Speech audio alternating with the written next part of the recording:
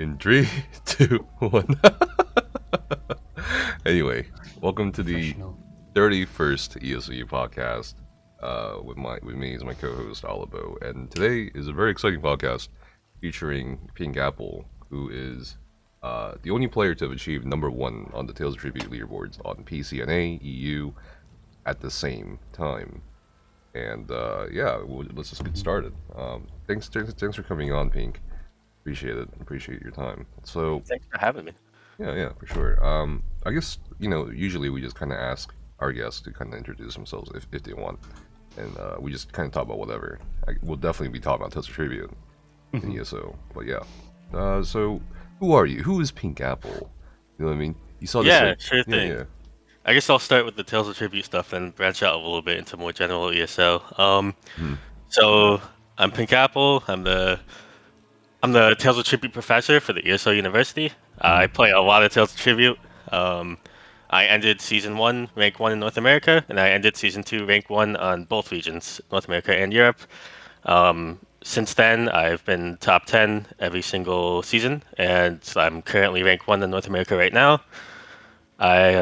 I'd say I'm like really in touch with like the competitive high-end Tales of Tribute community. In terms of like ESO, I'm pretty like super casual, I'd say. Like I haven't really even done I haven't done trials. I've done like 2 vet dungeons ever. So like I like logging. I play with my girlfriend. We kind of just do a lot of questing and like I want to get into more hardcore content eventually. But yeah, basically a super casual player, but really into Tales of Tribute. I play other MMOs like actively. I'm playing a lot of Final Fantasy 14 right now. I've played World of Warcraft in the past. I've done more hardcore content in those. Like I'm actively raiding in Final Fantasy 14. I've done like high keys in Mythic Plus, which is like the harder dungeons in World of Warcraft. I've done some higher end raiding in World of Warcraft too. So I plan on doing it in ESO. I'm just not really comfortable with the combat yet. So mostly hardcore with Tales of Tribute. Okay. Yeah. How long have you been playing ESO? Like when did you start? Which patch? I've been really on and off with ESO, and like again, it's like been super casual, so I don't even remember like all the different like patch changes and stuff like that. I think like back in Morrowind, I was playing really casually. So my CP is like 950, but that's actually like really inflated because I knew eventually, since I've like done like hardcore rating and like FF, and I've done like higher end stuff in WoW too. I knew eventually I wanted to get into ESO at like the higher end content. So I wanted to set myself up for like champion points. So I made like 10 healer characters and just like did random normal dungeons in all of them. So Oh my God. my CP is like higher than it should be. It's like artificial pretty much. I don't actually like know what most people would know at like 950 CP or whatever, and I don't have that much experience. It's mostly just through random normal dungeons on like double XP events. So like I took a lot of breaks from ESO. I'd come back during like holidays where they do like the witches festival and stuff like that, and I'd be like, okay, time to put like 10 hours today into like the random dungeons and all of my healing characters. So yeah. Okay, but you've been playing like quite a few years then, if you remember Morrowind coming out and that kind of stuff. Yep. And you've never really done any sort of PV. I mean, what class have you made? What's your main, if you have a main? So like I didn't have a main until recently, and I had like a stamina sorcerer. And I know there was like a lot of obviously like heated discussion about like the update 35. So like I just like kind of made a few characters just to like see like how I felt about all the combat changes. And honestly, so far like I've been so casual, they haven't really affected me. I know that like this is something that's like actually like really skewed for me, and like I don't want to be like too much on update 35. I guess I know you guys have done podcasts on that already, but it's so weird for me as like a really casual player who's like really into Tales of Tribute, because update 35 was like good for Tales of Tribute. I was like when I saw the update 35 patch notes, I was like, oh man, I can't wait for like 5 weeks. I need this to hit live. Like Yeah, didn't they nerfed like Rally, didn't they, or something? Some of the there was a lot of a lot of St. Pelling cards got nerfed. Some of those were definitely out of line. There was a little bit of leaderboard adjustments that came in the later patch. And overall, I think that all of the patch changes to Tales of Tribute have like been positive. Like I actually like all the changes the developers are doing. I want like a little bit more changes, honestly.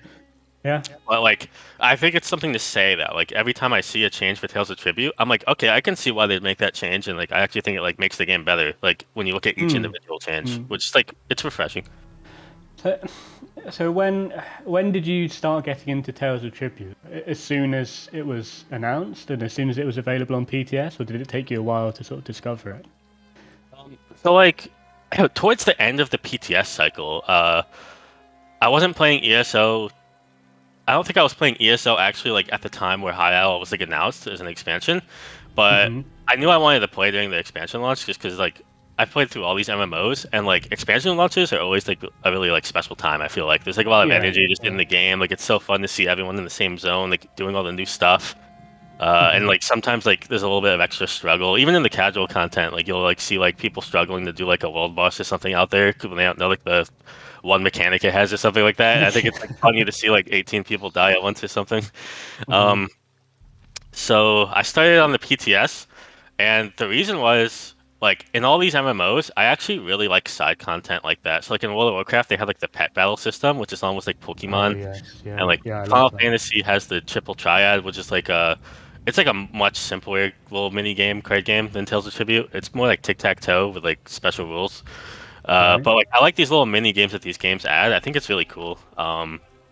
It kind of like one of the things I like about MMOs is like there's so many different types of content in them that like I can branch out and like play Tales of Tribute and like we're in the same universe together, but like our experiences are so different, but yet like we have like similar things like in our experiences, like we're both contributing to the in-game economy, even though like we're doing completely different things.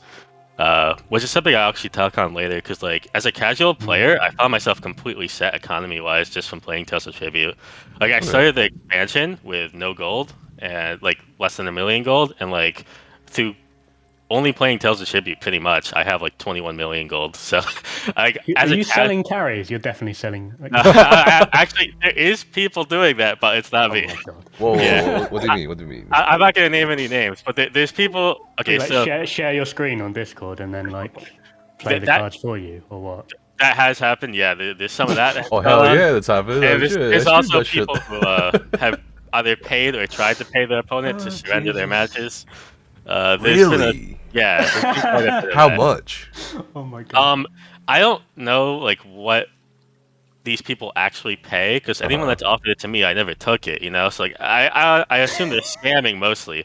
Personally, I've been offered over like 1 to 2 million gold like for throwing matches, but I've never actually taken it. Yeah, that seems to be like what people usually offer around there. I've seen crown crates offered as well. So wow, that's wild. Wait, 1 to 2 million gold per match, or just for like any just time? For one match. One match. And I'm assuming that I get offered this stuff less than other players because I'm like kind of a figure in the scene.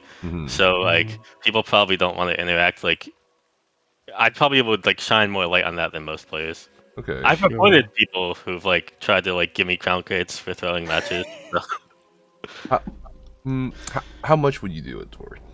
Oh my god! I'm just saying, everyone's got a price. I'm just saying, you know. Personally, I just wouldn't. I mean, I don't know. I like the game. Like I'm like a really competitive person when it comes to the game. Like I just have like competitive integrity towards it. I don't know. What about 100 million gold for one match? I don't need gold, is the thing. Like Tales of Tribute already gave me more gold than I can spend. I'm sure like eventually, like when I get into endgame stuff, I'll want to like gold out like a ton of armor sets.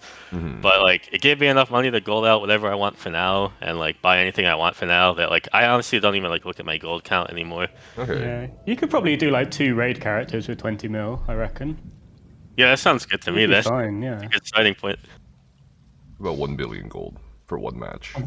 1 billion gold. 1 billion gold for one match. What do you think? All the people you could help, you could donate that to ESO charity. You could be changing lives with this. I might have to like throw it to the community at that point. Be like, how do you guys feel if I throw one match for 1 billion gold for the sake of all of us?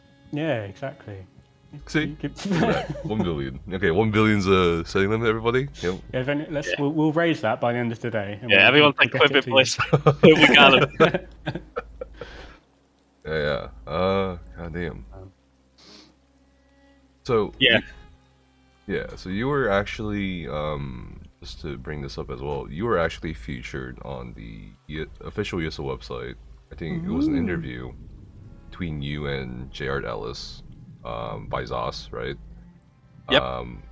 Talks about like you both of you consistently ranked in the top 10, right, on the leaderboards, and it mentions the Tales of Tribute World Cup, which was hosted by ESO stream team member Iffy.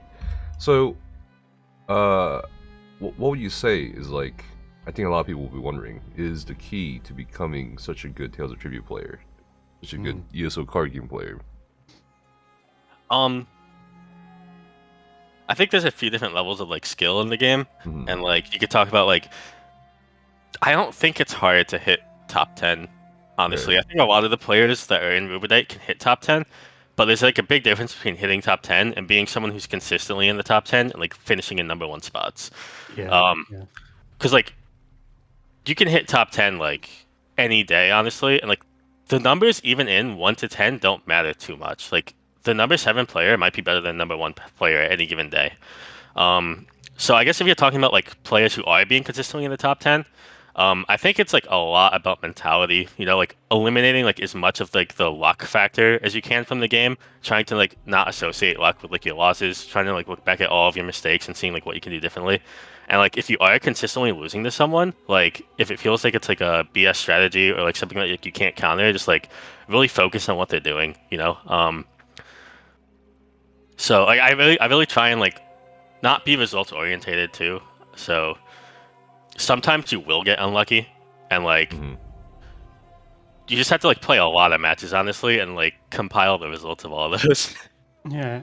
I mean, if you played me like 10 times in a row, do you think you'd win every single time? Like I can get to Rubedite, but that's about it, and then I start losing. I think I'd probably win like at least 8 of them. Okay. So what's going to be those 2 that you lose? Is it going to be luck? Is it like luck of the cards? There is quite a bit of luck in the opening board stages of the game. I think it's something that like the balancing is going to be getting better at as we go forward. I know like some of the changes coming up to the next patch are already like addressing that a bit. Yeah. It also is going to depend on like what you know about drafting and what like the patron drafts are, because like something I've gotten a lot better at over the seasons is drafting and realizing how to like maximize my win percentage before even we like do one turn just by doing the draft, which I think a lot of people don't realize that the draft matters so much. I think a lot of people think the game starts like once you get into the tavern, but like I'm doing so much in the draft phase actually.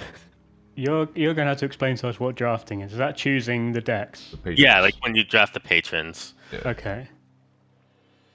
Right. So like there's certain combinations which are going to be more favorable. Sort of. I think that's how most people look at it. Is like, oh, what cards do I want to combine this with? Like, how do I counter this deck? What patrons can I choose against it? But I think there's actually a lot more of a advanced way of looking at it.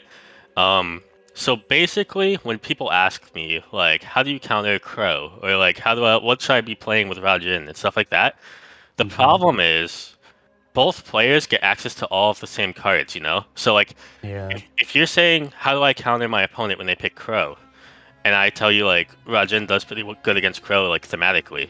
The problem is if you get into the match and then you find yourself playing Crow, but you added Rajin to the game, you didn't really counter your opponent. You countered yourself. Yeah, you know? that's deep shit. That's like some Jedi shit. You know what I mean? Yeah, like... and so the better players in the game don't go into the game knowing what they're gonna play. They go off based off the board.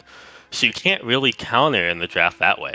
So the only difference in drafts when you're picking a draft, what you have to play off of, and this is the only thing that like if you're like trying to be an advanced player, of course play whatever you guys think is fun, like all of the viewers and stuff, like play whatever you enjoy the most.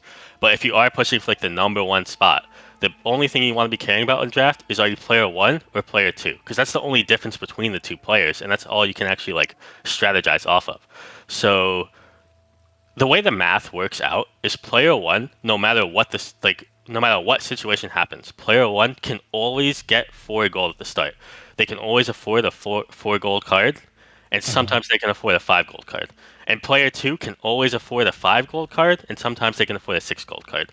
So just to quickly kind of like easily explain it, the blue deck, the Sigil Order deck, has some really good 4 cost cards, but it doesn't really have any good 5 cost cards. for the start of the game.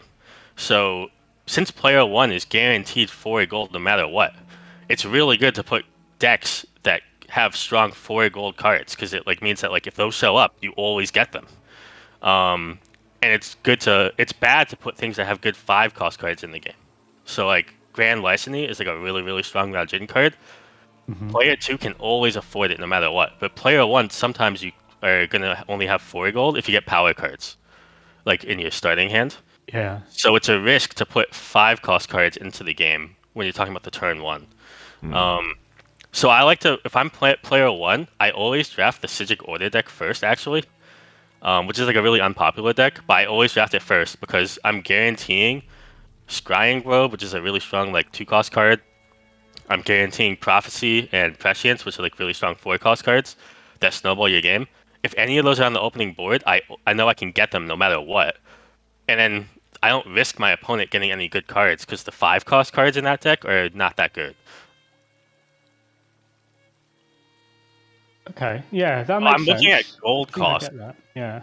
Yeah, I'm looking at gold cost across all of the decks, and that's like kind of what I try and base it off of. It gets a little more complicated when you throw in the Hunding Patron power, the one that you can flip Yes. power, Yeah. because that one actually favors player 2. Because the situation is, if you're player 1 and you have like the 2 power cards, so you could flip Hunding on on turn 1. You never know what the opponent's starting hand is, so you might actually waste your turn completely if you flip Hunding, and then their hand also has 2 power cards. So player 1's Yes. at a disadvantage turn 1 in those type of situations. So if you're in like a situation where your opponent already drafted a power deck, meaning like Saint Pelin or Red Eagle, which have like those starter cards that give power, and as player 2, it's advantageous to always put Hunding in as well. My God. Yeah, and that's just Okay, like the that makes beginning of the sense. draft strats. Yeah, So, yeah. like most people Hmm. don't think about any draft at all. They just click their favorite patrons, and that's fine again. But like if you're trying to be the number 1 player, like consistently, Yeah. like this is the type of stuff I'm thinking about. I mean, do you have like an opening hand? So you'll buy. There's certain cards you'll buy them, but if they're not available, are you just buying like the what's it? This swapper. You destroy a card and get a 2 gold card. The treasury power to make a rid. Yeah. Yeah. I'm very select. I think there's actually, even amongst who I'd say is like the top 5 players, there is some slight variation of like strategy, which I think is really good for the state of the game. Actually, the fact that I can say like I think like me considering myself one of the better players, and like some of the other players I consider top players as well, disagree on stuff. I think that's really healthy for a PvP game. The fact that like there's different strategies even among like really good players. But the way I view it, and the way most of the higher end players view it, you want to be really selective of what you add to your deck. So unless you really like a card, or you have to really prevent the enemy from getting a card, you should just make writs and pass your turns along. Yes. Yeah.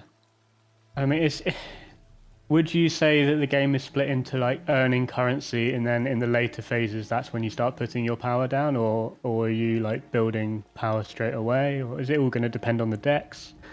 Depends on the opening board. The opening board decides so much of it. The opening board and the decks a little bit, but mainly the opening board. So like, it's really tough to, I guess, like to lay it out without giving like examples of opening boards. But for instance, if like there's a dead board except for 1 power card turn 1, so like if it's all 9 cost cards and then like a conquest, which is like the 4 cost starter card, 4 cost card for green that gives 3 power and it combos for an additional 2 power. Yes. Yeah. If that's the only viable option, then player 1 could like theoretically win that game off turn 1 if they're lucky and like nothing else shows up, because they could just buy that card and then like spam Rajin at the opponent while gaining power every turn. And the opponent can't do anything for so long that by the time that they actually can afford cards, you have a 20 power lead and they're so far behind. So like, but if you add 1 other card to that opening board, it changes the entire dynamic completely, and like you can't do that strategy anymore. Because like if you have an economy card and a power card, then you have a really interesting decision to make where it's like, okay, like can I give them this power card which like theoretically can snowball the match power-wise, or do I take the economy card and try and build up? And I think the best way to go about that is like based on the decks, where it's like if we have all of the power and like prestige decks in the game, you probably want to lean towards the power thing because those are more likely to show up afterwards. You know, like statistically, you have a high chance of getting more power cards. But if it's like a low power game, then the economy way is probably the way to go. Right.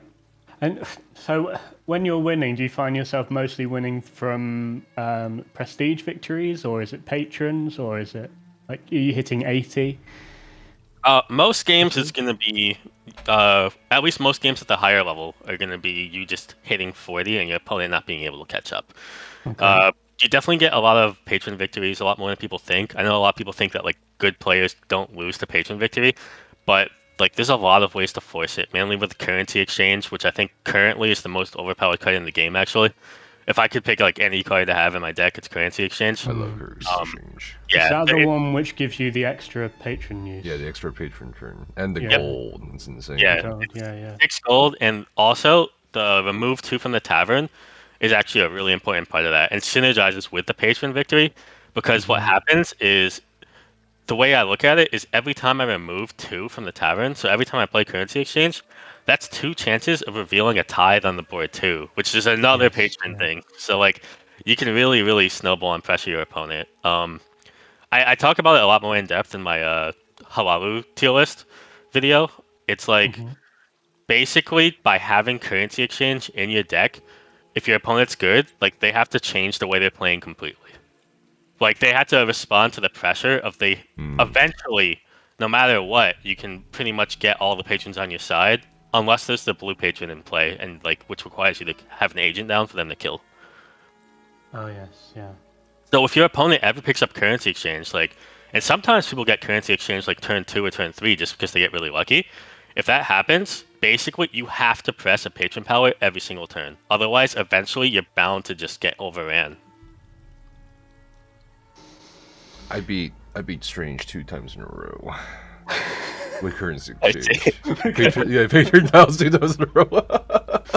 Yeah, it can be pretty tilting sometimes. Yeah, it's pretty funny. You know, it's all skill based, honestly. At least when I win, right? Anyway, it's actually it's pretty interesting too, because the Organum deck, a lot of people like think that like it's too fast of a deck to play like slower strategies.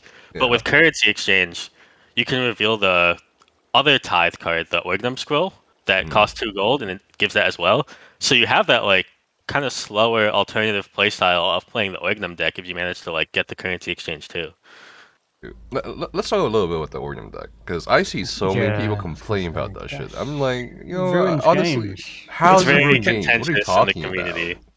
How does it ruin games, Olivo? What's going on? Well, it's like it's just everyone ends up just pushing that all the time, and it's just like especially if the deck in the middle is dead and one person has a one with power and the other one has nothing, then you're literally just waiting, flipping that Organum patron every time, occasionally putting down your power card, and that's it.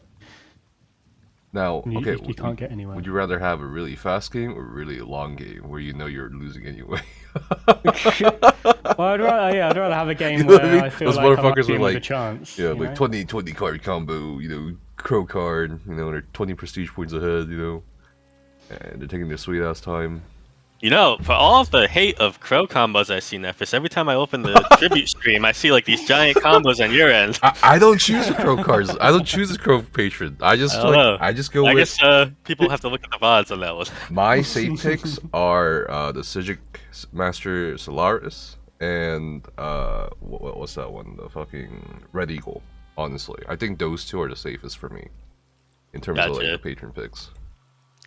In terms of the Organum patron, I think it is like obviously like one of the most contentious things when it comes to Tales of Tribute. A lot of players really hate the deck. A lot of players even hate facing NPCs that play the deck. Really? Oh yeah. Why? If I'm doing the quest, I'll just give up and restart it. It's just, I think what Ali said is really true. I think it's not every game. I really want to stress that, but it just sometimes you get a really unfair Organum game where like it kind of exaggerates the problem that already exists, which I highlighted, where it's like, if one person gets a power card and there just happens to be nothing available, Orgdom just makes that feel even worse. I do want to say that's something that can happen with all the decks, and like it's something that the devs probably need to address at some point.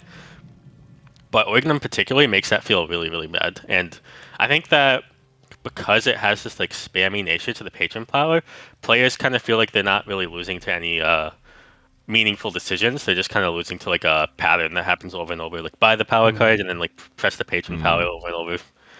So I mean, can you play your way out of that? Because I mean, the only way to do it would be to build up your, sacrifice cards and buy the treasury thingy. You have to sacrifice the turn dot, right? Yeah, for exactly. one turn for sure. So it's a risk, but I think so. I've tried the Organum spam too. And it's like usually it's like 50-50, right? Usually the other person either gets lucky or like they sacrifice a turn dot and like get something really good in tavern or some shit. Yeah, Usually is what happens. So if you're willing to like take the risk, you should take it. If you don't like the Organum fucking spam strategy. No, I'm serious. That's what you have to do. Yeah. I mean, if you're already at a disadvantage, then you may as well just double down on it and Fuck it. try and build up your economy. Yeah. I mean, and that's true for all of the decks. The thing is, if you're really far behind, you have to play assuming you're going to get lucky. Because that's the only way you're going to get back in the game is if you get lucky. So you have to play, like, you have to think about, like, how can I get out of this match? And if the only way you can get out of the match is, like, by buying the garbage cards in the tavern and hoping that a tithe shows up, then that's what you do, Like, and if it doesn't show up, it doesn't. And if it does, then you found your win condition. So when it comes to Organum and you say, like, can you get out of this, like, they press the Organum patron power, you have to press it back every time. It's really contextual, and, like, I'd say, I think you can, but I think that the amount of, like, decision-making and, like, knowledge that goes into, like, knowing when you can afford to not press it is like way too high. Like I think there's like a few players that actually know how to tread the line of effectively. I think it's like way too much of an expected like skill level to like actually reasonably handle.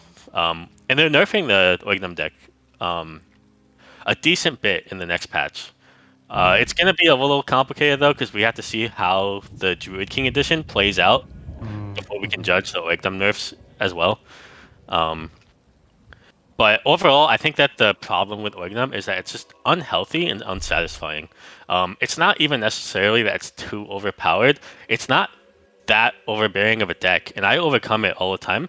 I almost never pick it myself, even though, and I'm getting like to the top ranks consistently, nonstop.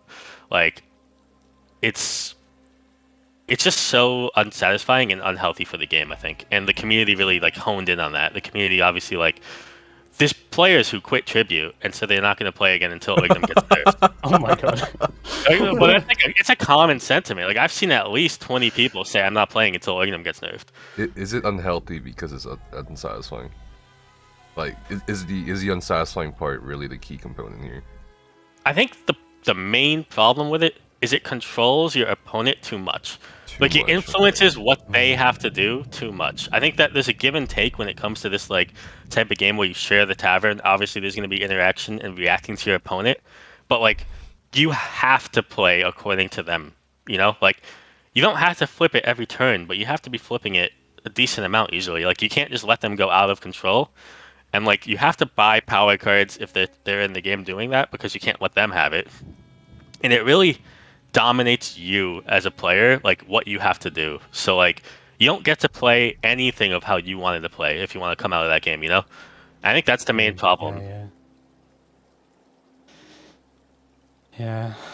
All right, well, I mean, what's the solution? Is there something you think that they can change that would just get rid of that, or like just change the patron power? Well, they're changing the patron power already, and what they're doing is that if you're unfavored, it's going to cost 2 gold instead of 3. So it's actually cheaper for the player who's not favored, which is a pretty clever way of addressing it. And they're also doing a few other changes. They're making it so that the Somerset Sacking and the Momer Boarding Party, they're the cards that give the 2 prestige, and that's all they do. They are making those so you have to combo them to get their full benefits. So like it'll be 1 prestige by itself and 2 prestige if you make a combo. So you have to be a little more invested in the Organum deck to actually like get it going off. And like say if they make 1 prestige, if they make 1 Momer Boarding Party and then you take control of it, that boarding party kind of sucks unless they can make more, which you have control of easier because it's cheaper to flip it back to you.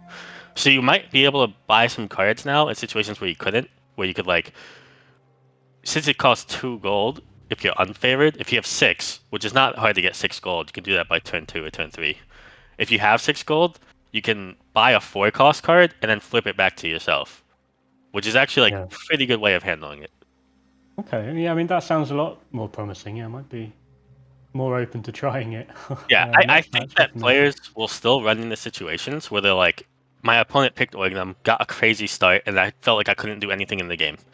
And I think that's valid, and I think that can happen with all of the decks too, though. It just feels the worst with Organum, but I think that's a balancing problem with these type of games where you're sharing the opening tavern. And I think it takes more systematic changes to the actual game itself in order to like fix that completely. Yeah, but yeah, but maybe those systematic changes might make the rest of the game less fun. So maybe it's, I don't know. It's definitely like a give and take. I also want to stress too, as much as it feels bad sometimes, having those games where you get like really lucky moments is like a really important part of card games. And like while it might feel bad on the Yes, receiving side, you knowing that like there's a chance that you get the perfect combo that aligns a certain way with the certain opening board and stuff like that that like just beautifully lines up. Like there is a satisfaction to like that being able to happen. And that's not to say that the Organum deck is in a good state right now. Like I said, I think it controls your opponent too much. It forces them to play your style and none of their style. But certain things being overpowered a little bit in games is actually like fun. I find. I think people, as much as like it can lead to problems. Something being like you want strong chase cards. So like currency exchange, as crazy as it is, it's really cool to be like, wow, like I got this card and it changes the whole dynamic of the game. yeah, yeah. So have you played the new deck on the PTS? Yep, I'd say I have like about 40 matches total on the new deck. Okay, I think I've got about 3.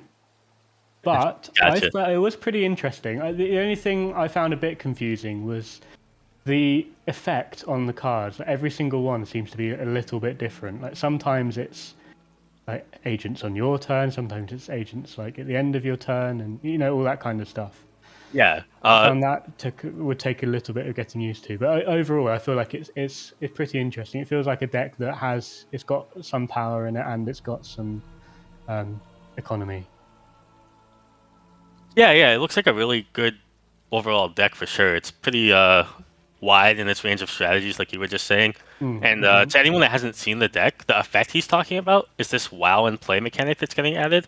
And basically, it's a new way of cards activating that doesn't require a combo. It's just whenever you trigger a certain event. So, like for instance, it could be whenever you add a card to your cooldown pile, gain this effect. And the really cool thing about this deck, which is like so cool for like the competitive scene, is it adds a lot of depth because the cards can activate during your opponent's turn, which is really interesting. Yeah. This is Yu-Gi-Oh shit right there. Trap cards, you know what I mean? Yeah, exactly. You actually can have situations where if your opponent misplays, they can put you at 40 prestige and win you the game on their turn. Oh my god. That's not going to be a problem, I don't expect, because like the situation for it to line up is pretty unique, but it is possible. I've tested it, and you can actually win the game for your opponent. Yeah, I feel like if that deck is in play, then you've just raised the skill ceiling by like double. Oh yeah, for sure. And like I would recommend. Probably. It's a super fun Not deck. even that. You just have to really concentrate. I feel if you're playing that deck, there's so many effects that can be triggered. Oh yeah, there's room to misplay. Like there's so much room to misplay. Like there's like players are going to be making like 20 to 30 mistakes a game with the Druid King, and it's not going to feel that way, and it's also not going to like be that impactful with every mistake. But they pile up, where it's like if you're a really good Tales of Tribute player, like I think that picking the Druid King deck is going to be really beneficial because like you get to express your skill like so much more than the other cards. Yeah. I feel like that is kind of what Tales of Tribute has been missing. I mean, I know I'm like only like a mediocre player, but it kind of feels quite sort of luck based at the moment, unless you're sort of really concentrating with skill and like picking the exact perfect card. I do agree. It's kind of like luck based. There's definitely RNG. Oh yeah, for sure. But what gets me is like there was this one time. I don't know. Someone on my Twitch, I was like, I'm ranked number 17 on leaderboards. There is no RNG. I was like, shut the fuck up. You fucking suck. Some people think there's no RNG. I'm just like, what are you talking about, man? There's so many factors and variables. Yeah. It has more RNG than most card games. Just because the way it plays out is like you take the card from your opponent. So if you get lucky, like it's a win for you and a loss for them. Yes, yeah.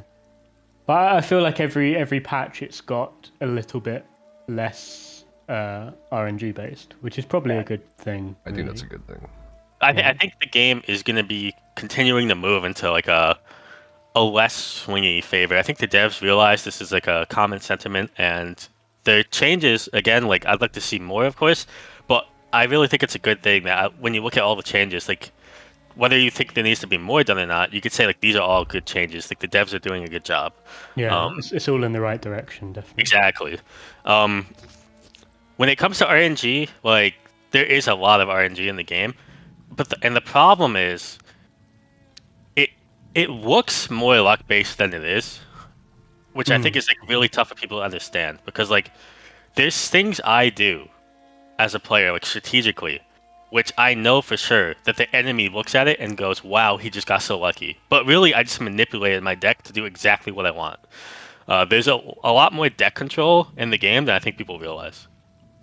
Yeah. Like if you've got the skill, you can give yourself a better chance. It's still going to be a little bit luck based, right? I mean, it's like playing poker or whatever. You can't tell what cards are going to come out necessarily, but you can give yourself the best chance of getting a decent combo, that kind of thing, right? Yeah, for sure. I think there's mechanics that people don't realize are in the game, honestly. Like there's some clever stuff you can do where like you prevent your deck from cycling by refreshing a card that you don't even want from your cooldown to the top of your deck, just so that like it can allow you to play Rally 2 times in a row, for instance. And that's like there's a lot of advanced tricks that I do that I've seen other players do like twice ever, like 3 months down the line. So like, I mean, they could be doing that by accident. I haven't. Yeah, they could be. I don't even see people doing it by accident. So like, and the thing is, people don't recognize like when the best players are doing stuff like this. They just think that the other guy got really lucky. And there is luck. I lose games to luck all the time, and I win games to luck all the time too. I don't have a 100% win rate by any means. And like I said, it's not like I beat you every time I played against you at all. But I consistently can reach the top rank like whenever I sit down and try to. So like I think there's definitely a consistent level. You see the same players in the top 5, like on average, when you like look through the season. You see like really great players. Also, you don't really need the decks and stuff too, because when I did my Europe climb, the number 1, it was with a blank account with no upgrades and no cards, and I got rank 1 in 2 days. So like it's not like you could say it's luck based, but like how many times do people have to like rise to the top despite everything until you see that like while there's a lot of luck and I might lose games from luck, overall you're probably going to end up like in the general area that you like deserve to be as a player. Yeah. That's toxic. That's elitist. I don't know. Yeah. I will say that's assuming you put the time in, assuming you put the games in. Yeah, I was going to say, how many games do you need to get like a sort of safe number 1? Oof, There's no such thing as a safe number 1. Okay. And while I will say there is, I think all the changes have been good, and I think the game's actually in a much more balanced state than people think. The leaderboard leaves a lot to be desired, and I think that's like a whole topic we can go into. The top of the leaderboard is really disheartening, and a lot of players like stopped queuing up for rank just because of the way the leaderboard works, even if they like the game, which is it's rough. There's a lot of problems that go into the leaderboard. The ranking system as a whole seems fine. I don't think too many people have problems going through like the Ebony rank and the Void Steel and into Rubedite. But once you get to like the top 50 in the leaderboard, a lot of problems really start showing up. Like for instance, there's no minimum gain on how many points you can earn. So sometimes what seems to happen is players in Rubedite who might be like number 50 on the leaderboard will get matched with someone in Void Steel, not even on the leaderboard, right? Not even in Rubedite. And they'll win, and they'll gain 1 point. Which is like, they'll gain 1 leaderboard point in a leaderboard where people have thousands of points. And if they lose that game, the maximum you can lose now is 150. So you're risking 150 against 1. It's like you literally have to win over 100 games in a row against that player, like for it to like be like an equal risk reward ratio. To the point where Yes. if you're trying to be competitive at the game, you can reasonably get to the top 10 just through good play. But past that point, you're talking so much luck about who you get matched with. And my biggest concern to the developers, if they end up listening here, is like, as a competitive player myself, I feel like the most important part of my rank climb these days is who I lose to. Not how much I lose, but did I lose to someone high up on the leaderboard or low? Because the problem is, when you lose to someone who's low on the leaderboard, it takes hours of like progression away. Because like they're like, oh, you lost to someone lower like rank than you, like, and they get a lot of your points. But if I lose to someone that's like, if I'm number 1 and I lose to number 2, I'm not punished almost at all.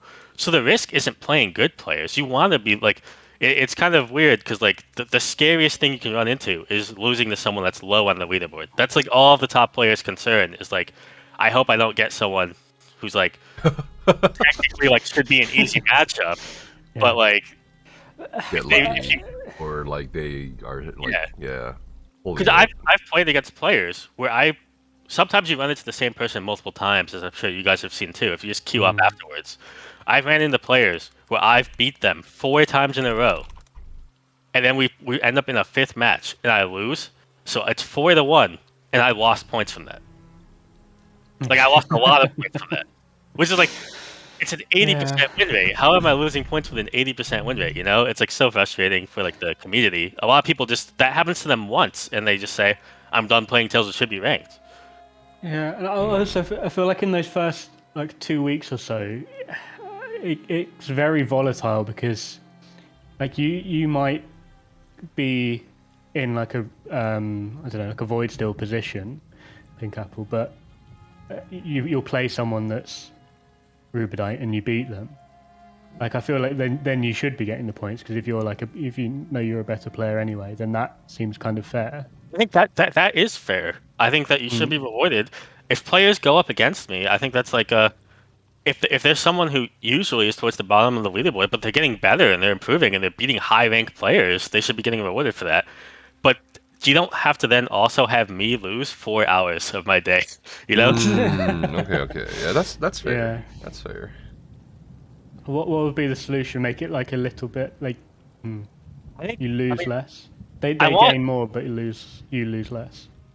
Yeah, like the thing is, like, there's a few different things you can do. I'd like a little bit more of a bigger rework to the system, but I'm not sure how reasonable that is to ask for. So if we're gonna keep the same system we have now, I'd say that you have to add a minimum point gain at least. Don't let people gain like 1 to 5 points per match. At least give them like a 25 points guaranteed no matter what. Because right now, the max you can lose, thankfully they added a maximum you can lose, because you used to lose 1,000 points sometimes. Oh my god. Yeah, it was bad. But now you can lose 150 points max, which is a lot better, but it's still pretty problematic when you can gain 2 points and lose 125. So even if you just had a 25 point minimum gain, it'd be really beneficial for like climbing, and make players feel a lot better. I think How many games do you think you're playing in a season? it's really tough to say. I've played a bit less since I did the rank 1 NA and EU because that burnt me out really hard, honestly. That was way too many games. How many games? 1,000 maybe? I mean, how long's the season? 28 days? Yeah, but it's usually the entire month. It's a month-to-month basis. Okay. I'm trying really hard to think here. Yeah, next month you need to like. There must be an add-on surely that can like, count. Add-ons that track how many games you played and how much your you win-loss ratio and all that kind of stuff. Well, okay, for the NA and EU climb, that was probably at least 200 games. Oh yeah, I mean that was probably speaking, like, right? I mean that was probably a like 1 to 300 games in NA, then like maybe like more like 150 games in EU. Over a month. Yeah, over a month. I mean, that doesn't sound that bad. That's pretty. That's a lot. What are you talking about? I 'Cause will say each match is like what, a variable amount of time, right? Okay, It could be yeah. 2 minutes. It could be what, 30 minutes. Yeah, I mean, here's the thing, too. I'm like trying to compare it to like Maelstrom. I don't What? Maelstrom 150 times in a month. That would go mad. I think a lot of players, if they're going for rank 1, are probably going to spend a little more time than that too on both regions, though. Like that might be a little bit skewed. Like you probably need to play a lot more if you really want to be at the top. Yeah. The thing is, they don't incentivize being at the top. I'm doing it for personal satisfaction because I find it fun. This sounds familiar. The top 2% awards aren't really anything to like go after. Yeah. What was it again? Like it's like 20 million gold, 10 million gold or something. Oh, it's 100k. Oh, Yeah. So, that's fine. Th- Right. This is quite a common theme with ESO leaderboards. You'll see once you also start getting the harder content, like even trials, right? They don't really incentivize going for number 1 or like a good score. As long as you're on the Yeah. leaderboard, you get something, right? Everyone wins something. and I can understand their concern about not wanting to add too much like monetary gain to it, maybe, especially like when the systems are a little bit volatile. That sometimes people do throw matches for other people and stuff like that. The thing is, all the top players I've talked to all just want something that's like recognition based. They just want like a trophy that says I was number 2 that season, or like a little title that says like I got number 1 for like season 4, or like anything like that. Just a title, a trophy, a die, anything like that at all. This sounds familiar. I mean, that's like World of Warcraft has like PvP seasons and like unique rewards that disappear after that month. Whatever. I feel like I don't think ESO would ever do that, but it definitely can be improved, the reward system. Well, if you don't want like a fear of missing out thing, you could just give Yeah. like players that place on the leaderboard some like X amount of like currency points, and you could buy things with that. So it's like Sure, okay. So even if you don't make it like to the top 100, you get a little bit of the currency, and the people that get to the top 100 just get it a little faster, and then everyone can get like special things that they like. And you can add customization to Tales of Tribute too. You can add like card backs or like little like visual God. upgrades to the cards. Card sleeves on my fucking Yeah. amazing. I mean, Like, cards, yeah. there's plenty of modern card games online that do plenty of like Holographic graphical card customization. sleeves, yeah. Holy shit. Okay. So Wow. really, cosmetic stuff is fine. Like even a title people would love. Oh boy. Like it's not, you don't have to add 10 million gold to the jackpot. Just players do like really want something to be in that top 2% more than 100k, hopefully. Oh, careful. Pete. I It's a think long in road. general, the first time I played Tales of Tribute, I was impressed by the those like loot boxes that we got, because they are far more valuable than In trials. like Undaunted Plunders, just PvP. whatever. Oh, I And agree. Rewards for the worthy are like The coffers themselves are great, but it's Yeah. funny that when I spent like all this time to get rank 1, I got so much more gold just from playing matches. I could get so much more gold from playing an NPC match than I do from actually getting rank 1. Like the actual reward comes from like the coffers that you get from every single match. It doesn't actually come from the leaderboard at all. right. I mean, what do you sell materials in there, or is it? I think you cut out. Oh, so is it just like just raw? You just get raw gold from those coffers, or are you selling items from the? Oh, coffers? you're selling materials. You get like a ton of crafting materials. You can get the more expensive like dragon materials or Yes, hardwood, yeah. stuff like that. And then also the tapestries, those big furnishings. Yeah. You can sell those tapestries. Like Those some are- of them, yeah. Early on, I sold those tapestries for millions of gold apiece. So Yeah, they're like hundreds of thousands of gold each at least now. Oh my god. At least at least on Yeah. PCNA. I don't know about PCU. And then also, there's a lot of community events that like give gold rewards too. So like if you go into tournaments, like I've won millions of gold like from tournaments. Isn't So that a that's little like- rigged, bro? I don't know if it's rigged. I mean, what the fuck? I mean, hey, you were in that tournament with the blindfold. You have the Okay, same- I wish I kind of wish I tried that in that tournament, but the fucking, it was, charity and all that. But anyway, yeah, Hey, the blindfold, it had some great clips. isn't that a little cheating though? You know what I mean? They might as well give you the gold. You know what I mean? I don't know if it's cheating. I mean, there's some great players. I mean, like J Hart was in the finals for those, and like he's really solid, always Mhm. towards the top of the leaderboard. There's a lot of other great players too that just aren't streamers, but like on NA, like players like Valska or Persons of Yeah. Secret, like some of these players are like really, really good players. And I think that I would love to see the official game run tournaments or leagues or anything like that at Oh, all. that sounds Anything familiar. official. My concern is that best of ones don't really work in tribute. You take like you would need at least a best of 3 match between people. Yeah. Yes, So yeah. I've been thinking of doing a tournament, but like I'm thinking like, okay, it has to be best of 3s, and for the finals it has to be best of 5. Like there's no way. Yeah, at least I would There's even no like way. best of 7 for a Best final. of 7. What the You heck? could, you could What do is it. You this? could do it like tennis. Like the male players have to play 5 and female players play 3. What? I don't know if that's the best solution, but Oh my god.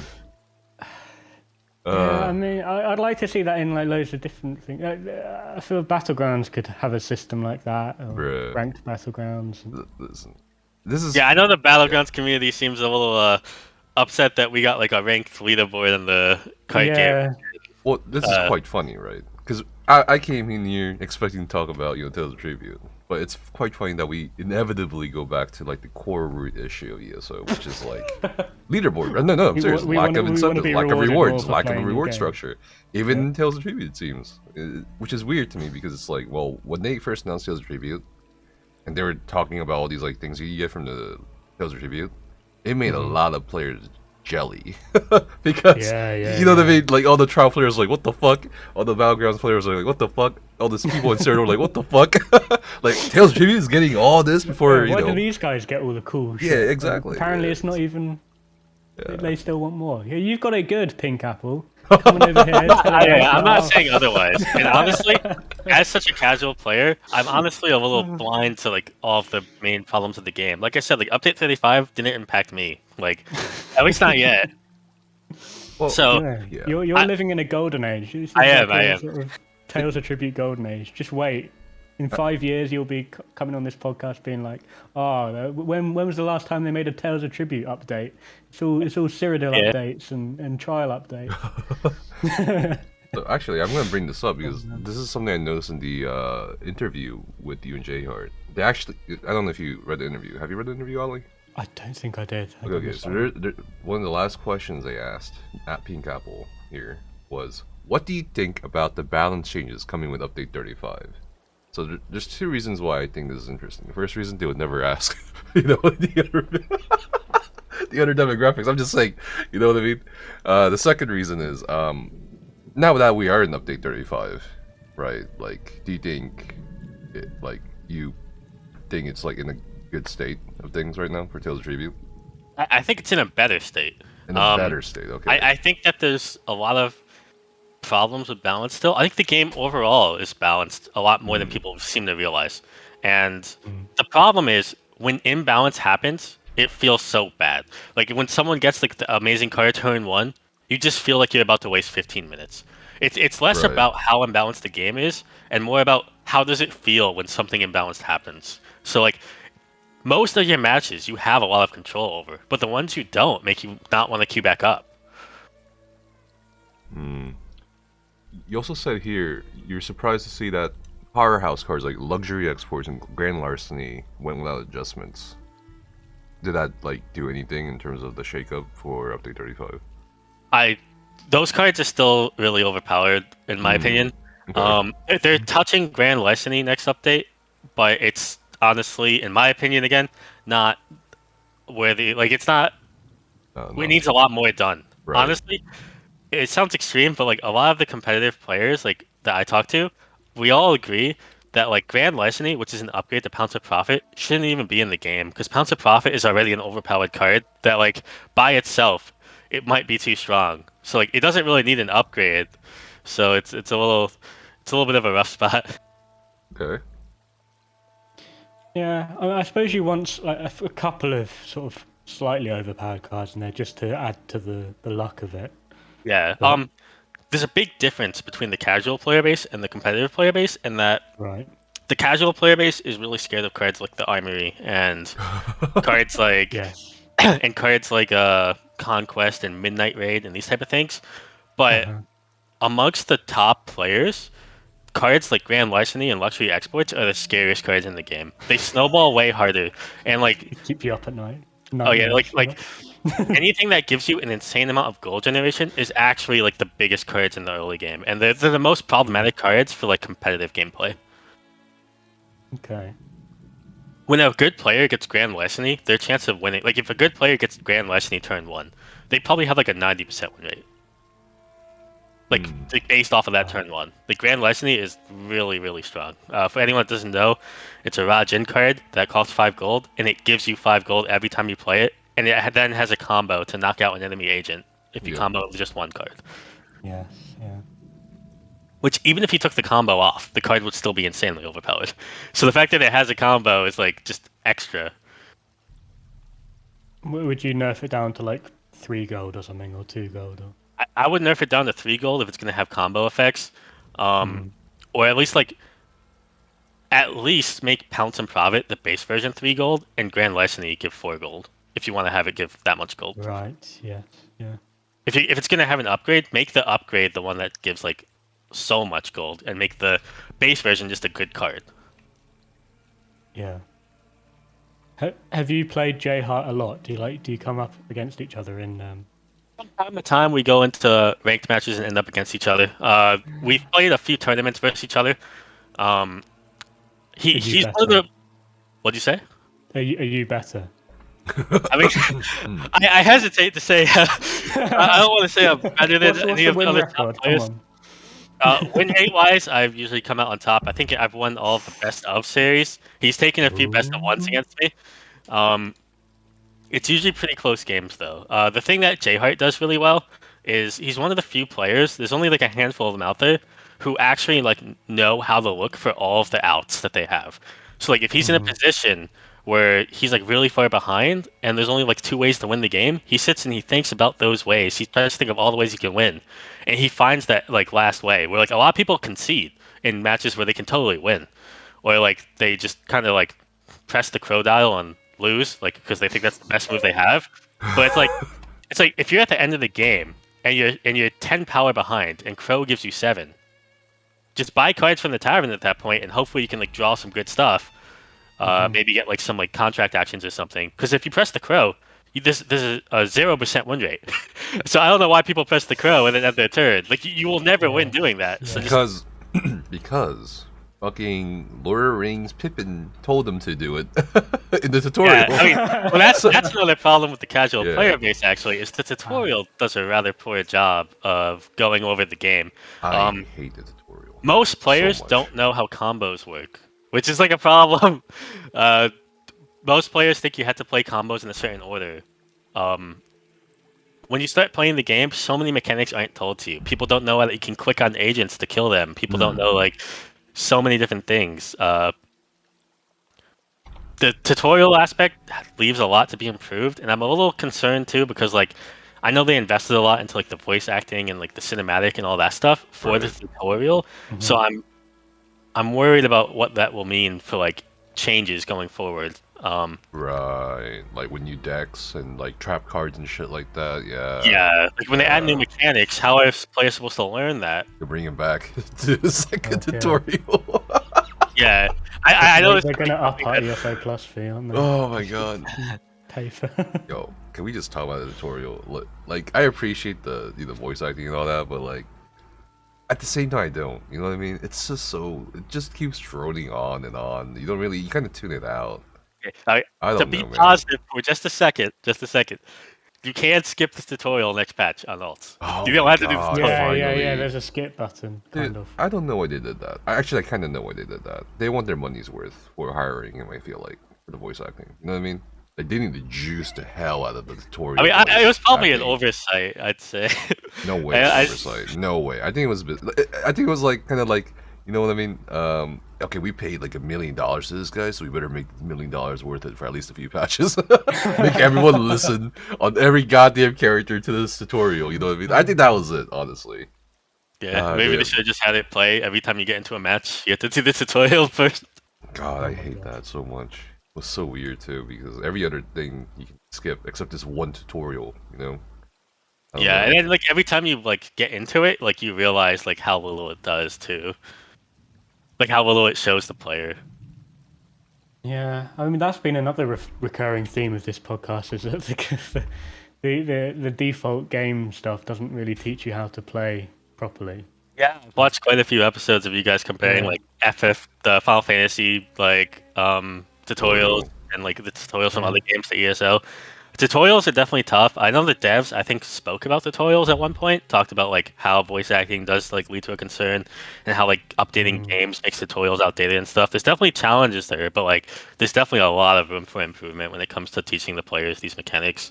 Even just having like a not even like a handheld tutorial, but just like some sort of like menu you can open up that shows all the mechanics of Tales of Tribute and has like little examples of different combos you can pull off or some of the advanced techniques. Because right now you really have to go to YouTube for that, and there's not a lot of people Yeah. making Tales of Tribute content, honestly. So like you don't have that many ways to like learn the more. Yeah, it's true. I mean, I've noticed the help section is actually pretty useful. In I mean for combat. Yeah, so if you press like F1 or something in game, you get like a whole sort of like Wikipedia kind of like status effects, all those kinds of things that Yeah, I think yes. people don't use this, and it could probably still be better. I've not noticed if there's anything on about Tales of Tribute on there, but yeah, that's definitely where they could go in for the deep dives without having to rehire voice actors. Yeah, just trying to have like a somewhere with all of the information of how everything works. Yeah. What's your biggest pet peeves? And this is a question for both of you. For Tales of Tribute. My Tales of biggest pet Tribute, peeve, okay. alright, is turn goddamn one. Alright, my opponent, for some reason, is thinking about what to do. It's so frustrating. It's so aggravating. I feel like they're BMing me, bro. So I BM them back. They take their entire turn 1 or turn 2, whatever. Like, I don't know what they're doing. They like, Sometimes that's me. Sometimes. bruh. Yeah, Okay. I've heard this is a No. tactic. Do you like run out the turn timer? Okay, Yeah, okay, yeah, no, I think it's a that's tactic. I think it's a something separate. tactic. It's a mental, psychological fucking attack on your opponent to tilt them, to Okay, make them into I have making mistakes. There is players who will every single turn run out the turn timer just because they don't like you or Oh my or because they're god. trying to make you concede. I know. Is this what you do to J Hart? No, no. Basically, like, it's a little frustrating. I think, especially like as I've become a little bit more of a figure in the scene, I think there's a few more people that have done it, where like they make their turn and then they just wait for 1 second left to end the turn. They'll do it every time. They make their whole turn, and I know Nefris I saw on stream was struggling with this kind of towards the start of the launch. The players just like making hour-long matches. I don't know what the Yeah. fuck they were doing, dude. Well, they were reading the cards. They hadn't Reading the played cards, fucking read before. the cards with the NPCs, bro. Get out of my queue. I feel like what needs to happen is the turn timer base needs to be reduced so that like it's only like you reduce the base turn timer so that like the first few turns don't take as long, but then you give players more time for every action they take. So if you're doing a giant combo, it gives you time to do that giant combo. Yeah. Because you never want a player's reason they can't do their turn to be the turn timer. And especially with the Druid King deck, that's going to be a problem because that deck has some pretty complicated turns in the late game stages where like the game would actually just cut you off and you can't make your like turn. Even the purple deck, if that's long enough, you Yeah, end up with like exactly. 10 seconds left. Oh And you shit. can combine the two. So Yeah. I'd say what they need to do is reduce the base timer. We don't want games lasting forever. Or, like people do want shorter games on average. Like that's one of the complaints about Tribute is the games take too long. But if you reduce the base timer, most matches will end up going faster. And then when people need the time for their like really big combos, they have it because you can just make every time you play a card add 5 seconds to the timer. And then or every time you do a combo add 5 seconds, or every time you buy a card, anytime you do something important, and the number doesn't have to be 5 seconds, but you get the point. It's like, Yeah. make it Just interactive something. and dynamic. Yeah, that'd be sensible. Yeah, I mean, I would literally rather them come to my house IRL and teabag my face than have to like fucking wait 60 seconds for them to play a fucking one-cost cards. They do it deliberately, I'm sure. Do you have a pet peeve aside from that? I mean, Yeah, it's going to be playing the bloody Organum deck as well. Really? That's also annoying. Really? Come on, bro. Yeah. Because It's a common one. I'm not smart enough to play Really? against it. What do you mean? The purple, I like the purple deck, and I don't really mind if other people play it because I think you can counter it. I know the people that play the purple deck hate the Organum deck, and the people that play the Organum deck hate the purple deck. Oh right, shit. Oh man. I don't know. I think it's BM, honestly. They're BMing you. Sometimes people do. No, all the time. I'm 100%. I don't know about all the time. I think it's all the time. There's no way. Okay, in a rank queue, people are taking so much time on turn. I don't know, the early turns. Like, come on, man. Come on. Well, you have to think. Some people actually are seeing a card for the first time. Some players don't have the Red Eagle deck unlocked. In ranked? Oh, Yeah, in ranked. Lord. It doesn't take that. You can get to Rubedite in like an hour at the start of the season if you just win like a few games in a row. Just because you're at Rubedite doesn't mean that you know every single card in the game. There's definitely like a big skill gap even in Rubedite, and some players need the time. Again, I'm not trying to say that players don't. There's totally a lot of players who intentionally wait until the last second. And it's pretty problematic, but this is a common behavior in many online card games actually. Like in Hearthstone, it was called roping because like there's a rope that goes across the screen that burns as your turn timer happens, and like it's a common behavior in these type of card games for players to like kind of like BM and just let the turn be as long as possible. Some people even try to like get their opponent to concede because it's taking so long, and a lot of players do concede when players do this too, so it kind of feeds into it. But sometimes I'll take a long time turn one considering things, just like thinking about like what decks are in the game. Like if I buy this card versus this card, like what actually is going to happen. Or like even if I have no option besides making a writ, I might think about what options you have because you might have 6 gold as player too. And I'm thinking about like, what would you do then, and what can I do in each situation that you might pull off. If you buy this card, how am I going to react? If you buy this card, how am I going to react? So like there is things to think about, and like I don't want to like. Players either sometimes need the time just to like read the cards, or sometimes are making like really advanced thought processes. Like, so sometimes I'll take a long time turn one. I don't know. So you know what I do when that kind of shit happens? I BM back. You know what I do, Ollie? I just BM them back. I take my turn. I saw a few games on stream like. I'm just like, okay, all right, I'll win my turn too. I keep doing I vaguely remember having your stream open and that was going on. I go to make dinner and I came back and you were still in the same match. Yeah, there was this one match where this guy took like literally every turn. So like I'm pretty sure it's intentional because there's no way it wasn't intentional. And every turn, and I was like, okay, you know what? At one point, I just got up from my chair, right after playing my moves, and I went to go, microwave some goddamn popcorn. Came back, it was my turn again. Shit. I mean, do you message them? Like, hell no, I'm not gonna start shit. I know, Okay. you don't have to really say anything to know what's going on, right, in people's like minds. It's kind of like PvP. You could be like, hey, is everything okay? Like, are you know? I'm very, very. I try to avoid like any sort of confrontation with my opponents. Yeah. in this game. You never whisper. Like that's the first rule in Yeah, ESO. I if it comes down to PvP or like. I guess that's PvP. something we could talk about. There's, Okay. there's Yeah, actually a lot of yeah. toxicity in the game. Really? I've gotten Until the some- preview? I've got some pretty extreme hate messages. Jesus. But Okay. there's some pretty wild stuff. I don't want to like name any names. Name but, them, bro. It was Name J them. Hart. I knew it. Fucking It's J. no, not Jay Hart. There's been quite a few players who they're really invested with just. There's some players who think that every single time they lose, like they were wronged in some way, and will like message you like 2 paragraphs afterwards. What? Oh, fuck. You named them. Oh my. Okay. I guess like give some like stories. Share some stories with us. Like what were what was the content?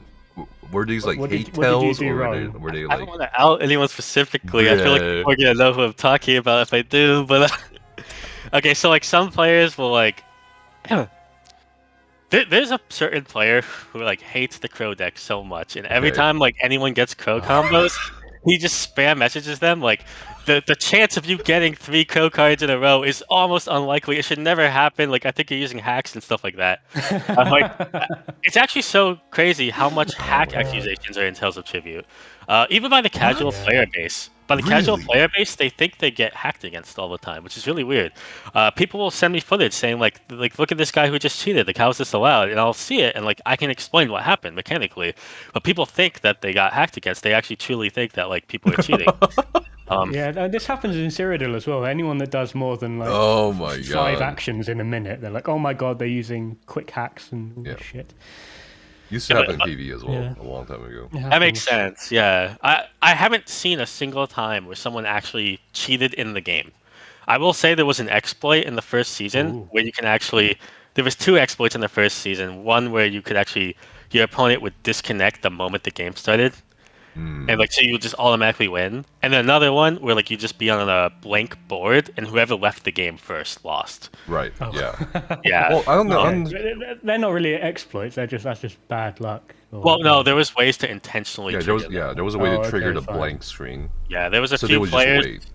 Yeah, there was a few players who knew how to trigger it, and they were just forcing it to happen consistently. Okay. I think that was quite prominent on EU. There was that one guy who was ranked #1, and he was absurdly ahead of people in terms of points. There was I saw that. Yeah. Was that not Pink Apple? No. No, that was the second season, not the first season. Yeah, the second season. The first season. Yeah. Yeah, Decimus was the actual like true #1 for rank. Yes, I for EU. saw that. The person above him was like blatantly using that exploit to just make people disconnect and they got banned, and so I'm a little disappointed that banned players don't get taken off the leaderboard. I don't know why that guy got to be #1 at the end of the day. Like that guy, like he cheated his way to rank 1, and then at the end of the season, he got rank 1. He got banned, but he got rank 1. More of the story, it's okay to cheat.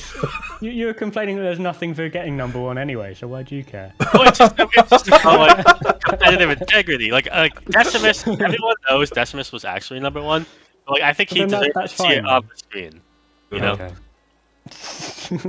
I wonder if they got a permaban or a suspension. I'm not sure, but I just know that permaban. they were banned and they didn't play any matches for the rest of the season. So Like, how stupid do you have to be to like cheat? You know what I mean? Like, It's pointless. that tells you. and you don't get anything special or unique necessarily from being in the top spots anyways. So it's really just to be competitive and like if you really enjoy the spirit of the game. So it's really like a weird thing to cheat at. Oh, that's hilarious. But yeah, what was it? It was like 7,000 points, and other people were like 2,000, 3,000. It wasn't quite that big, but it was a big discrepancy. Yeah, it was big. That's what I remember.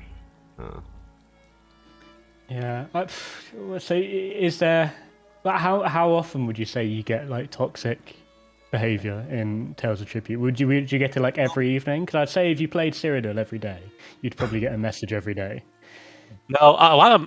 I will say I might be skewed. I get a lot of positive messages. People like, "Oh, thank you so much for putting your videos out. Oh, I've been following you since the game came out." Like, I get those messages every day, which is really came out since before you were playing.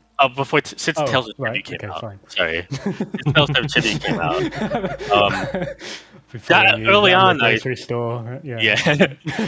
No, I actually get recognized a lot more than I expected, which is it's a pretty awesome experience. I'm really happy that people like. I get some really humbling comments, which are like really like heartwarming. Honestly, you guys must get so much more being like bigger creators. It's pretty wild. I don't get that many. I try to avoid. I'll be sure to send you some. Nefus gets like the bad stuff though. Nefus makes content out of it. So the bad stuff is good stuff. Yeah. Oh boy. All content's content. Toxicity though, I'd say like extreme toxicity, maybe like once every week or two. But like just like a general like snarky comment, like every few days. Yeah. What do you mean by extreme toxicity? Like that guy who was talking players, about the combo or whatever. Players like excessively swearing, like calling me like personal insults, like. Jeez. Yeah, like, I'd say it's something that's worth reporting, right? That would be. Yeah, I've reported a couple people, but like then there's other people who are like, "Come on, why the hell did that just happen? That was BS." Like I don't report that. Like there's people, that's fine. You know, that's fine. Like I don't really consider that to be like any sort of like really negative behavior. I mean, I think that like there is players who definitely take it a few steps, like and they're like. Mm-hmm. Also, those players also seem to like always have you like blocked, so you can't like message them, but they message you somehow. I don't know. It's a weird behavior. Yeah, I think they just want to vent, and the only person they can vent to, maybe they're like alone in the room. You know what I mean? Yeah, Maybe I can not- show you guys some screenshots privately sometime. I haven't. I don't want to name any names on the podcast, but I can show you guys some fun ones. Okay. Mm. I don't know. It's really weird. People get so upset over the Tales tribute. I hope they actually take action though, because like some of these people are actually really excessive. I'm sure like people would really be disheartened seeing like some of these messages coming from them. Like there's some really. I'm surprised by the amount of toxicity in some of these, because like the way I see it is like, if the game makes you this upset and you've been playing for months and you're still acting the same way, like why are you queuing up? Like I think you'll enjoy the game. That's true. Shit. Yeah, I mean, I think that's just a problem with like the internet, and I think in general ESO is probably less toxic than other video games. I mean, you're definitely right. It's not a unique phenomenon. It's just it's confusing still nonetheless. just weird, yeah. God. Wasn't there like a new cartoon game or something that came out recently? Cartoon game? What do you mean? I don't know. Multiverses, I think. Yeah, something like that. A fighting game. Yeah, do you reckon there's like toxicity in that? Do you reckon like? Probably. I haven't played it. But any game with everywhere. PvP, any game with PvP is guaranteed to have toxicity. Even PvE games have it, but like any game with PvP is like a toxicity breeding ground. Like people will find a way to hate each other. I think next time someone's toxic towards you, you should like interrogate them and ask them if they've how got. do you respond actually? Just Or do say you like, just ignore them? have you got anal beads in that are making you cheat? Or whatever?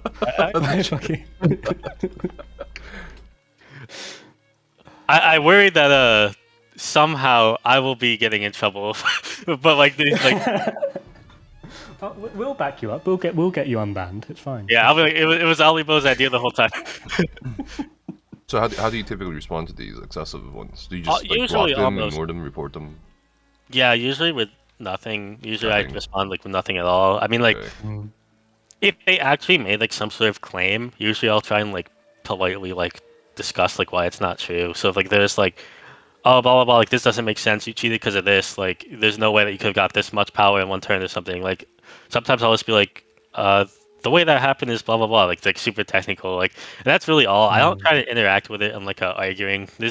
You're not gonna change these people's mind about how they feel about you, in my opinion. Like in the real time. For sure.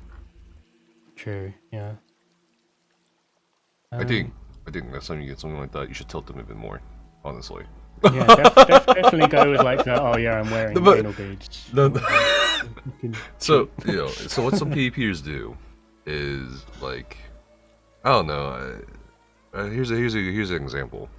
So, like you zerg someone down, like you group up and you just with 5 of your friends, you just like demolish one person, right? And then you whisper them, good duel.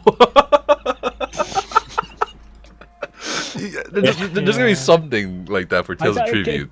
Killing them with kindness is also quite funny. Yeah, killing them with kindness. I'm something like that. I'm so sorry you're feeling bad at the moment. Like, Just be like, I feel like send a smiley face. Yeah. Yeah, that will tilt them.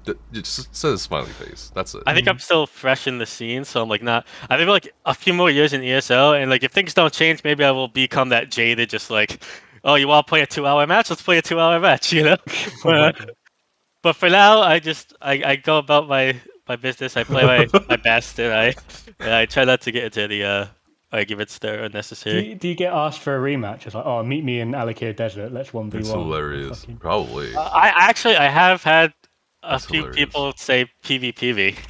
Oh my god. There's people who said like if we fought in PvP, like you wouldn't stand a chance and stuff like that. Oh my god. Which is like, I mean, it's probably true first of all, but it's also pretty irrelevant. Can we? Oh, let's do an ESOU competition. Like chess boxing or whatever. But we do What? like PvP duels and Tales of Tribute. Okay, so what? Like, oh, yo, that's a good idea, actually. Like two. You win by 3 rounds. But you either win by knockout or you win by Tales of Tribute. Yeah. Checkmate So wait, or what will knockout. come first? I don't know. You do like 1 of each, 2 of each, or something. I don't know. 3 of each, 1 of each. What? I don't know. It'll be best of 3, but it'll be like alternating. Okay. Yeah, I think that's a good idea, actually. Surely Decimus is just going to win though, because he's good at both. That's true, actually. That's very true. I think that's a good idea, actually. You do have that. to come up with a system for it somehow. Yeah, Yeah, we'll think more than 30 seconds about it another time. But I do think write Ollie it has down. it right. I think Decimus automatically wins that tournament. No. Or just host it on NA, and then he can't win, right? Or... The ToT. I mean- it's a ToT tournament, right? Not a dual tournament. It has to be both. So well, it's a mix of both, but you would make sure the ToT matches outweigh the dual. But the thing is, he's so good at both. He's like one of the best players in Europe at Tribute, but then he's also one of the best PvPers just in general. So Yeah. like either way, like it's like if me and him played, even like if we had an even match in the card game, he would demolish me at the PvP. He wouldn't even be close. Yeah. Okay, well, yeah, we can think about Yeah, we can definitely do this one. I think that'd be interesting. Chess boxing. Chess chess tribute. boxing. Tales of Tribute. I think Tales of Tribute events are really fun. I really like. Jewels of Tribute. There we go. Put it on a t-shirt. Sponsored by Pink Apple. With his 20 million gold. That's the I mean- prize. Yeah, the prize is you win all of Pink Apple's gold. I hope I win. But yeah, we've been thinking of hosting a tournament. Just gotta come up with the system and the rules, and the prize pool is like the easiest part. Like whatever. Yeah, I mean, I'm definitely down to help out with like rules and format and stuff like that when it comes to the tribute stuff. Yeah, you can be a judge. You can be a judge for the dueling, not for the card game. I see. Yeah. That's gonna be some awkward commentary. Like, Yeah. so I think that's a Templar there who seems to be. Is that a Resto staff or a Inferno staff? Huh? Oh my god, that Dragonite guy's breathing fire. What the fuck is happening? Yeah. Oh man. Can't believe people were toxic about Tales review. It's such a waste of energy. That just happens on the internet though. Like, it's always gonna get it. What are you achieving? You know what I mean? Like, but yeah. Anyway, back to For the some reason, it's not all the time, but for some reason, 90% of the toxic players pick Organum every match as well. It's just a pattern. okay. Oh my god. Causation is not correlation. Not that all Organum players are toxic, but They are. 90% of the toxic players happen to be Organum players. I think they're just banking on that 50-50 chance. You know what I mean? I think those players who keep spamming Organum are like the players who just think like, you know, it's RNG anyway, so let's go 50-50 and see what happens. Honestly, Well, yeah. yeah, for sure. But yeah, general rule of thumb for ESO: never whisper first. Yeah, Never. and probably don't Doesn't matter if reply it's PvP, either. doesn't matter if it's role playing, doesn't matter. Well, okay, you know what I mean? Doesn't matter. If In it's, fact, don't Tales interact review. with anyone in an MMO. It's just not worth it. No, it's not that. It's just don't just don't play single initiate player. it. Like unless it's like, Right, yeah. unless it's positive, don't initiate it. If it's negative, don't initiate it. You know what I mean? Mm-hmm. It's a good rule of thumb because what Nice, usually sounds good to me. what usually happens is the initiator is looked at more by customer support. I honestly though, Ollie's right. So, yeah. Ollie's right that ESO is one of the more friendly social communities though. Yeah. Uh, yeah. Having played WoW and FF, I mean, they're all very different, but like ESO is a very helpful community overall. A lot of people really have like the negative interactions we're talking about are the like a really vocal minority. Like I said, so many positive interactions and so many just like neutral interactions. Like almost like 95% or more of the players in Tribute are just really like nice and looking to have a good game.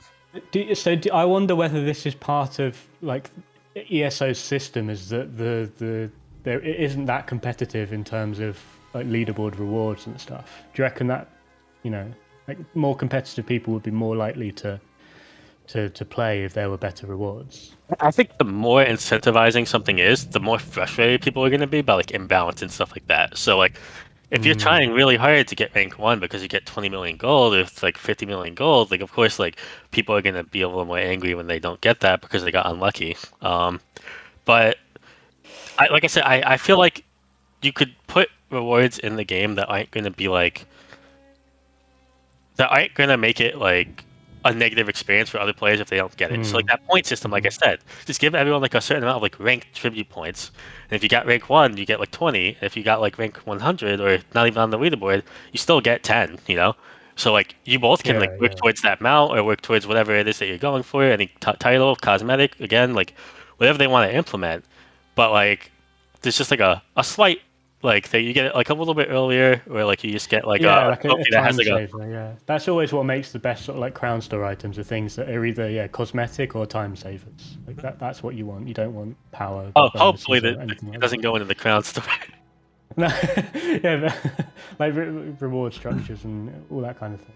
Well, You want time state. when they invited us for the press thingy, the pre-ETS preview of High Isle, that came up really early on in the presentation for the press and the stream team people, because it was like, I was actually surprised. Like it just came out. Like, it was like the first. It was a PowerPoint. It was on the first slide, bro.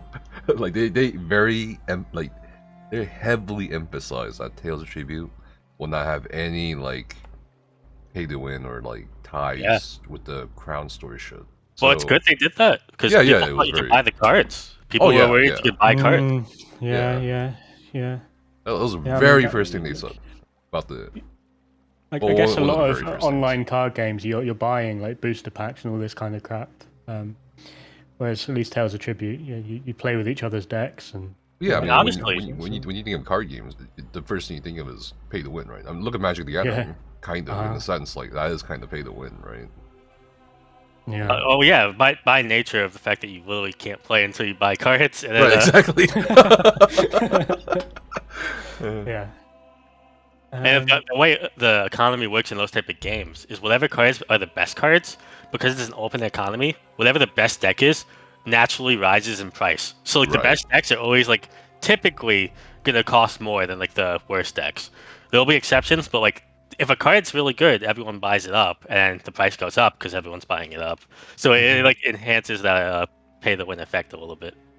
Yeah. So I think one thing we didn't ask you, Pink Up, is have you played other card games before? Like, were you big into card games before Tales of Tribute? Like, did you play Pokemon as a kid or something? Things like that.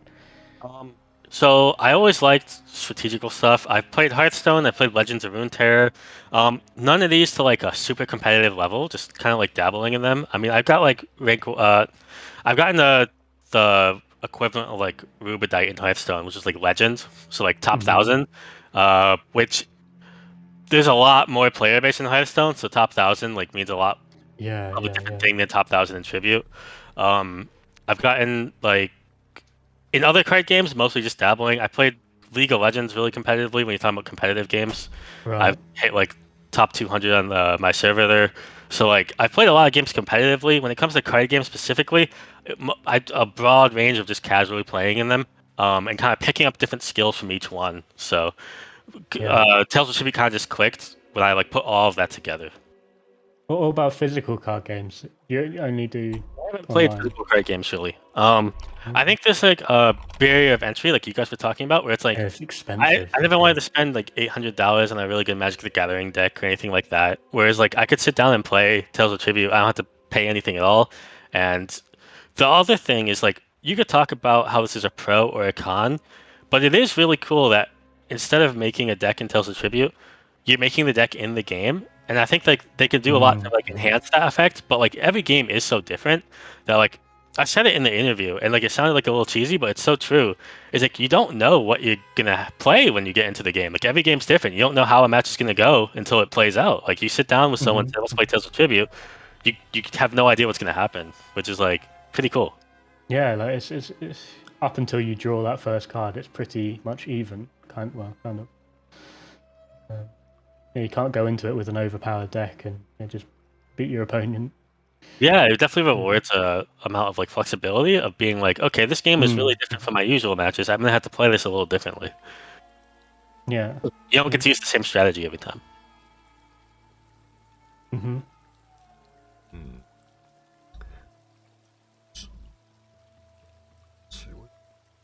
Oh yeah. There's something you said about, I think, the differences. I think you said a lot of things about the differences between like the high ranked players and the more casual ones. Let's say someone like listening and is a casual player but wants to get in the high ranked. Like, where do they start? Like, what are like, is there like preset moves? I know a lot of people have been asking you recently about like your thoughts on certain patron decks and stuff like that. Like, is there certain patrons you always go with besides Solaris? Okay, and just to reiterate, my strategy, I go Solaris first as player 1. Okay, Because of player the draft. 1, right. I think if you're trying to get better at the game, if you're setting up from a casual perspective, maybe just play against NPCs and you have fun that way. Whatever it is you're trying to do, the easiest thing to start getting good at is thinking about why you're doing your turn in the order you're doing it, because that's the most common mistake I see, even amongst top players. For instance, really, really simple, but like most of the community messes this up. If you're gonna make a card with the treasury and then buy a card, you buy the card first because you don't know if a card underneath it might be worth picking up. Okay. I see what you're saying. The Yeah. tavern, right? Yeah, Okay. but people all the time, they'll start their turn off and they'll make a writ. They're like, okay, I'll make a writ and I'll buy that card because I'll have 4 gold left over. They'll like plan it out in their head, the math adds up.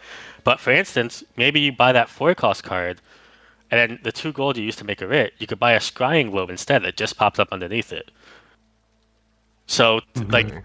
the order you do things matters a lot more than people realize. I know because the combos don't matter order-wise. People assume that you can play your cards in whatever order. Another thing is, if you're trying to get like competitive at the game, I recommend against using the autoplay feature because it actually Yeah. there's a feature that autoplays your cards. It's supposed to only autoplay cards that don't matter, so like your 1 gold coins and stuff. Anything with combos it leaves, but that still ends up messing up some like complex combo potential and also some win conditions. For instance, Okay. like the easiest explanation for that is it plays all of your gold coins. Yeah, if you wanted to buy the purple thing and then buy a tithe or something, you know. Okay, I see. So if you wanted to trigger the crow patron power and then buy a tithe, trigger it again, you have to trigger it twice for a patron win. You can't do that if you played all your coins. What you have to do is play all your coins but keep 1. Then press it after buying the tithe, and then play 1 more coin and press it again. You have to hold that coin, and autoplay doesn't let you do that. Yeah, And there's a lot of other examples too, but that's the easiest one to understand. Mm-hmm. Okay. Is it So- on by default autoplay or not? I can't remember. No, it's I not. don't think it is. so. Right. But I see a lot of players at the lower ranks playing with it, and by all means, if that's how you like enjoying the game, that's fine. But if you're trying to get better, that's So gonna you hinder can tell a them lot. they're wrong. It's fine. Yeah. But yeah, turn order is the biggest mistake I see people make. And also, people buy too many cards. Don't add cards to your deck. Think about how you're gonna win and why, and only add cards to your deck that either do that or add cards to your deck that you need to prevent your opponent from getting. That's the only 2 times you really want to add cards to your deck. How about fear of bad luck? You know what I mean? There's times where I look at the tavern and I'm like, this is fucked. You know what I mean? It's like, if I buy a card, what if the armor, well, last patch or something like that, what if the armory turns up for the other opponent to pick up? You know what I mean?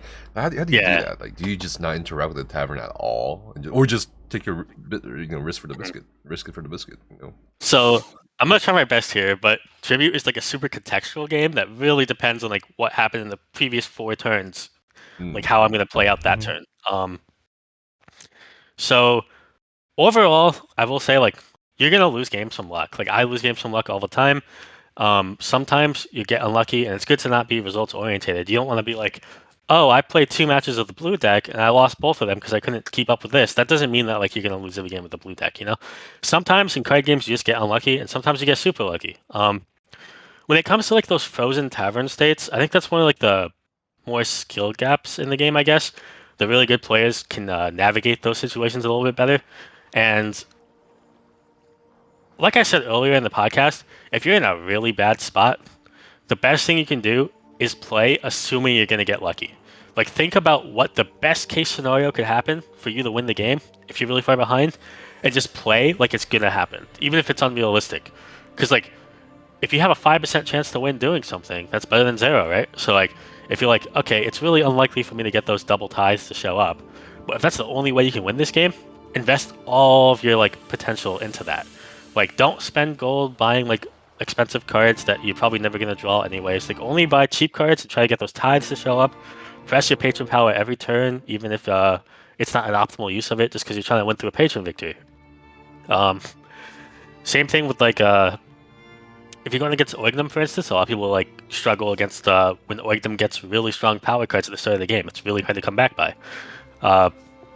One of the things you can do in that situation is try really hard to get Rajin taunt cards that reduce the enemy's prestige.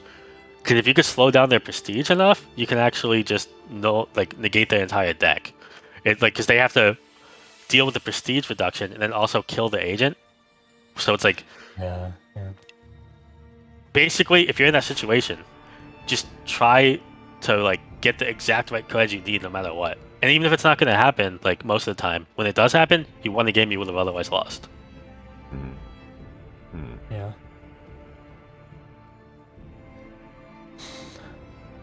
I feel like some of the decks you can't really win with. Like, there's a couple that don't provide any power or prestige. Like, I mean, is there a guide to what sort of ratio you'd have? Because you probably wouldn't want like yellow, blue, and Rajin, right?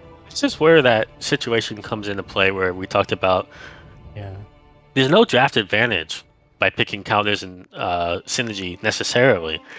If you're not at a disadvantage if you go into a game and there's no power generation, because both players have no power generation. You're not hurting, like you're not damaged yourself.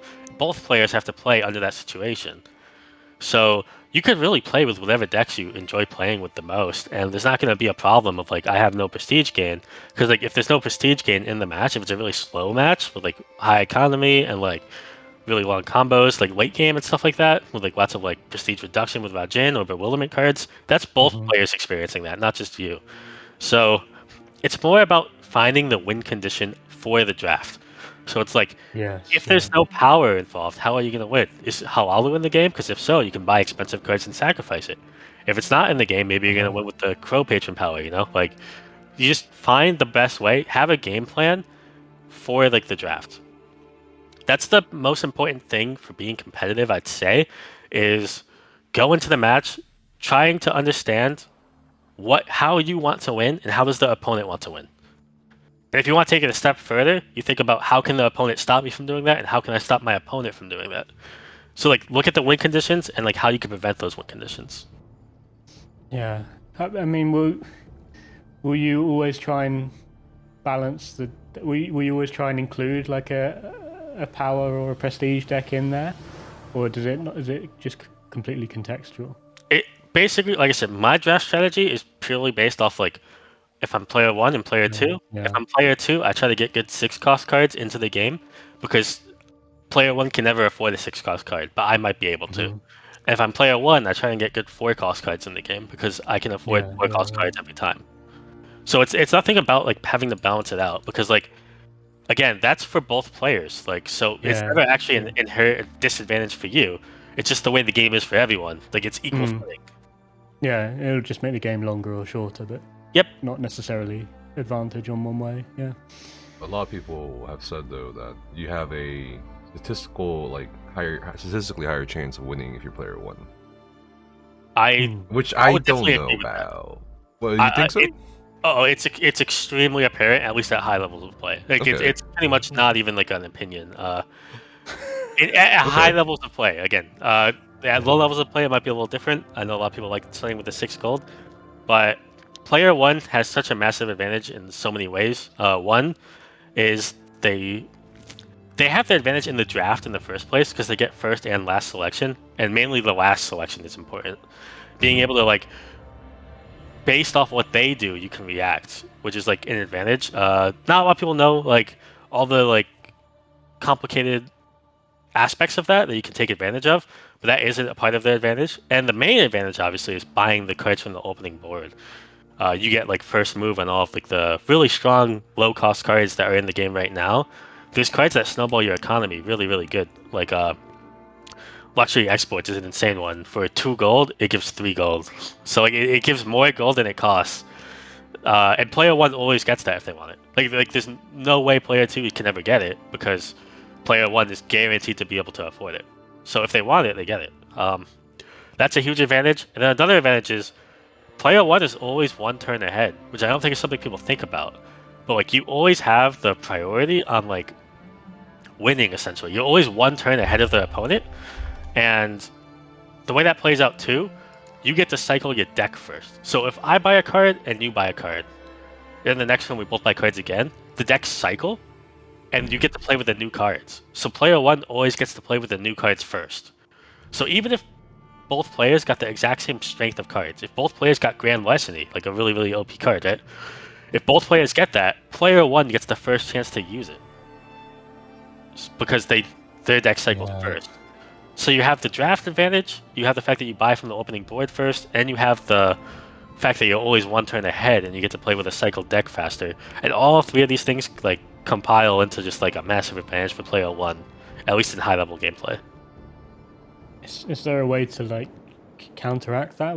How would you change that, like the game system to counteract that? Yeah, so there's been a few different solutions that people have thrown out there. I think you can help this problem.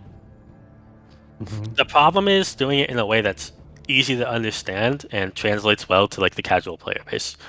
So like for instance, I have a competitive, like if you wanted the game to be as balanced as possible and you didn't care about like a easy to understand process, there's a pretty complicated way to fix the problem, which sounds a little extreme at first, but once you think about how it plays out, it's actually a lot more tame if you like play it out in your head mentally. So what you would do is you would have player two take 2 turns in a row at their first turn, and then the game plays out as normal. So what would happen is player one would get to go. They'd buy whatever card they want. They get the first advantage still, right? And then player two, you could remove the 1 coin they get on top of this to like even it out a bit. They don't have to have, because right now player two starts with an extra coin. So in this case, you could take that out. Player two would take 2 turns in a row, meaning that you still wouldn't be able to play those cards that you buy because like the first 2 hands are pretty dead hands, right? But you'd be able to spend 2 turns in a row, and then it goes back to player one. And what that means is player two's deck cycles first. So they'll be able to play with the new cards before player one does. The problem is that doesn't really make for a smooth gameplay experience for people who don't understand how it works. And it also sounds really unbalanced, like from first glance. I think it takes a lot to understand like the implications of everything. Yeah, because I feel like isn't that just turning player two into player one again? Well, it's turning player two into player one with just that one aspect though. Because player one still got to go first on the tavern, which is a huge advantage, and player one still has the draft advantage. You're just taking one of the 3 advantages player one has and giving it to player two. Okay. Is going first always, because what if the tavern's really bad? Then does player two have the advantage then? It totally depends on the board. If both, okay, so like if it's so bad that both players can't buy anything, player one's at an advantage. But if there's a 6-cost card that player one can't buy and player two can, then player two can be an advantage. But since you don't know what the board is gonna be, like statistically speaking, without seeing the board, player one is always at a big advantage in high-level games. I would really be shocked if they released win rate statistics and player one didn't have a huge advantage, at least at top MMRs. Player one, like, when I play like friendly matches against some of the better players, we'll just play for like 2 hours straight, and like most of the time, whoever's player one wins. Honestly, like I'd say like between 2 really really skilled players, the advantage is definitely in the player one off the bat.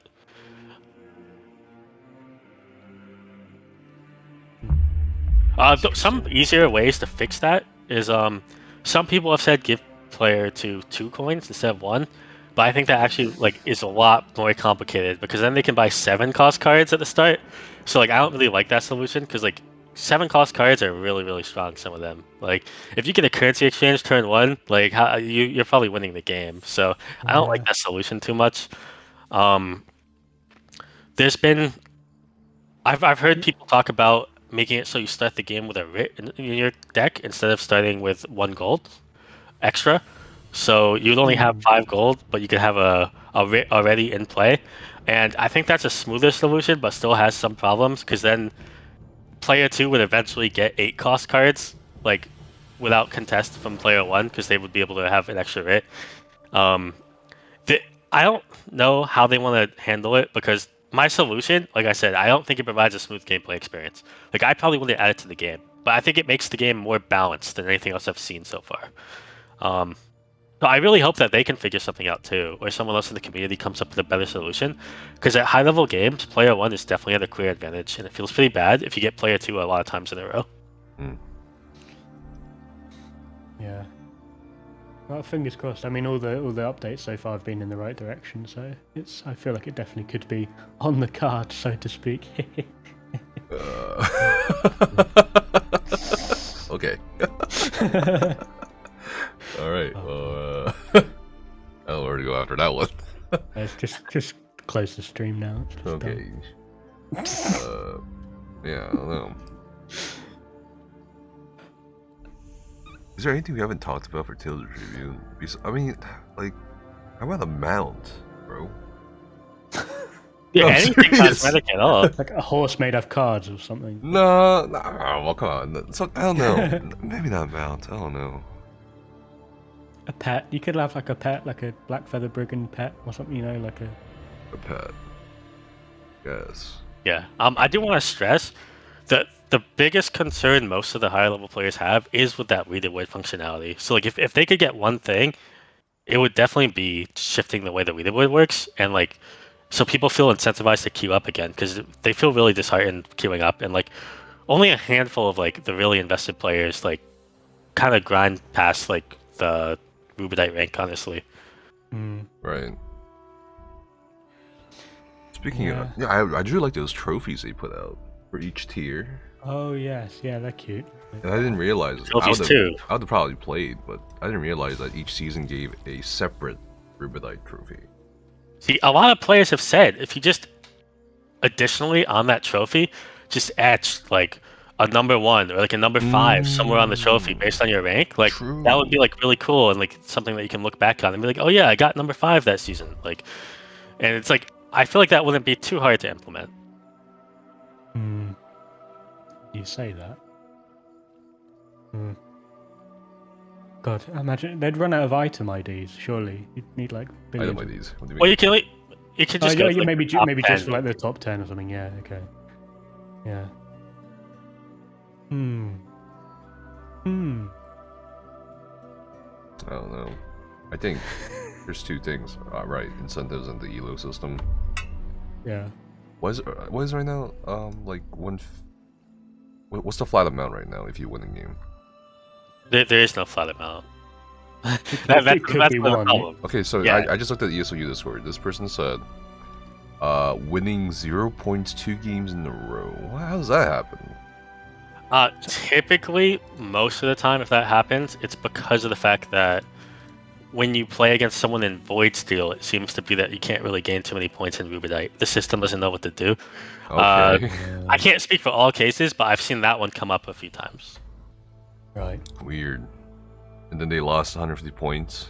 Yeah, the third game. like I said, so if you played that opponent and you won 150 times and you lost once, you'd be negative. You know, like Bruh. Yeah. you'd have to win like 200 games versus that opponent for it to like matter. Yeah. If you're gonna, you should lose the first one then, and then win points. One person got 1 point. That's hilarious. Yeah, I think a minimum point gain is definitely a move in the right direction, and matchmaking is tough because like you don't want queues to take too long. But right now there is a big skill gap too in terms of matchmaking. So I think I don't know what improvements they can make in that regard, but I think addressing the system so that like if you're in like the very top of the leaderboard, you probably need a little bit tighter matchmaking than people that are like just in Rubedite. Because right now, like you can get matched with anyone, and I think just for the top of the leaderboard, like the top 10 players or something like that, you need to have like a little bit tighter tweaking when it comes to the matchmaking.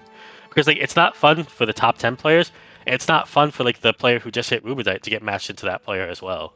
Like both players get an unsatisfying experience. Right. Yeah. Actually, this is something I was thinking about. If you want to get to rank 1, do you need to play at a certain time of day? Like, I guess you need to play during prime time, right? Like, do you control what hours you play? I play at variable hours, and to get to rank 1, you can play at any time. It honestly doesn't matter. Right. Like, but you will have easier times playing at certain times of day. I mean, like, there, I there's a handful of players who I think are really good, and like, if you like had those players on your friends list, you could probably just avoid playing against me if you wanted to, you know? Like people probably like. I'm Yeah. assuming like this. It wouldn't be surprised if some people like when they play against me, don't queue up for a while because they don't want to get matched against me again. So like, there's definitely like some like meta game stuff you can do, but the thing is like, the best players are still gonna get to the top regardless of all this. So I wouldn't worry too much about that stuff. Like if you just get, if you improve and get better, like you're gonna be able to consistently hit number 1. Yeah, but if it's like 3 in the morning and you're rank 1 and the only other person online is like rank 1,000, then you're not going to win any points from them. And Yeah, and I tend to You can play only at night win. too, so it's a rough experience for me. Right. Because like, yeah, there's not much to like do about that. Like I said, unless matchmaking gets Yeah. tweaked. It's like if there's only 5 people playing Tribute like at 3 a.m., then there's no good solution, you know. Right. I think every time you improve the game, if we just improve all these qualities I'm talking about, more people and more lifeblood gets added to the player base, you know? They're nerfing Organum, which a lot of people had problems with. They're adding a new deck, which I think is going to draw a lot of interest. If they do some leaderboard adjustments and like, if the state of the game gets better, matchmaking gets better automatically without you having to do anything at all. Yeah, it's true. Sounds familiar. Sounds familiar. Yeah, I've heard a lot of people say that. It seems like there's a pattern. Like I said, I'm new to like ESO and very casual, so I haven't been there. But it seems like this, the same things have happened over and over again. Yeah. Yeah, like trial leaderboards, you get a piece of gear from the trial, which is pointless because you've got it all anyway. Cyrodiil, you get like a gold piece of gear. But it's a lot of work. Yeah, I'm assuming that other players, I don't play in those scenes, but you guys do a lot, obviously. I'm assuming you guys would like to have like something that just recognizes like the work and passion you guys have put into it, right? Like some sort of way to say like, I was rank 1 for like this PvP season. Well, I think the rankings on PvP are a little weird, right? But yeah, it's more just how much time you've put in rather than if you're any good at it. Especially for Cyrodiil. I'm assuming some sort of cosmetic or some sort of like title or even like anything like that is always going to be more appreciated than just like the same piece of gear you got last year 5 times. Yeah. True. Yeah, it's quite a theme. Leaderboards and stuff like that. And yeah, you're right. People want to be recognized or like some recognition. Even if it's like a pat on the back. Hey, congrats. And that's why Exactly. 20-second message from Finn or Gina. Yeah, I mean that's why behind Congrats. the scenes I've always asked Gina like, hey, even Destiny does this, right? The game Destiny 2, the Bungie does this, other devs do this. Can maybe the official ESO account on Twitter shout out these players that get the world first or the server first, like clear or like trifecta. Yeah, this is a really good point. And that push for my end. It took about a year and a half for it to like occur, and that's great. It happened, but I wish they would be a little bit faster on stuff like this. Yeah, for the tribute seasons, there's no recognition at all. They don't even like have a screenshot or anything of like what the season ended at and like who got rank 1 or who got rank 10, like that type of stuff. Like I literally had to like take videos of the like the leaderboard at the final minute and upload them so that there'd be like a documentation of like where everyone placed at the end. There's like no way to actually access that either in game or on the website or anything. So like unless someone actually goes in there as a player and manually like takes video or a screenshot of the final minute, you don't even know what happened those seasons, right? Because you have no trophy or anything like that says it, like no cosmetic rewards, anything like that. And then you also have no recognition of the leaderboard actually from the game. It just immediately deletes and moves on to the next leaderboard within it never happened. I have the suspicion because Ollie and I talked to Finn about it, right? Dungeon leaderboards, they don't want anything too competitive or Yes. But then it's like, why did you have Tales of Tribute leaderboards? You know what I mean? Because that's competitive too, right? Maybe they're just they're afraid like a of. bit more competitive, but they're not like super competitive. Yeah, but maybe they're just afraid of incentivizing it too much. The leaderboards. You know what I mean? Does that make sense? Yeah, I think it's like we touched on a little bit earlier. If you make it mean more to people, then they're more likely to be Right. like a bit toxic and a bit more competitive and aggressive and that kind of thing, which ESO is not really about. Right. Do you blame them for that thinking, or do you think they should just risk it?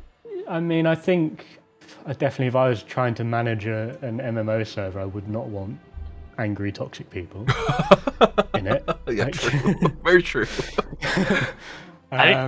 So yeah, but I still think that they can do something. There must be an idea where it can be more rewarding for everyone, not just the like top end or whatever. Yeah, I think that the problem is like anything you add in the game can add toxicity, and like the solution can't be that we're gonna like try to avoid ever implementing anything that anyone can be toxic about, because people are gonna be toxic about anything, right?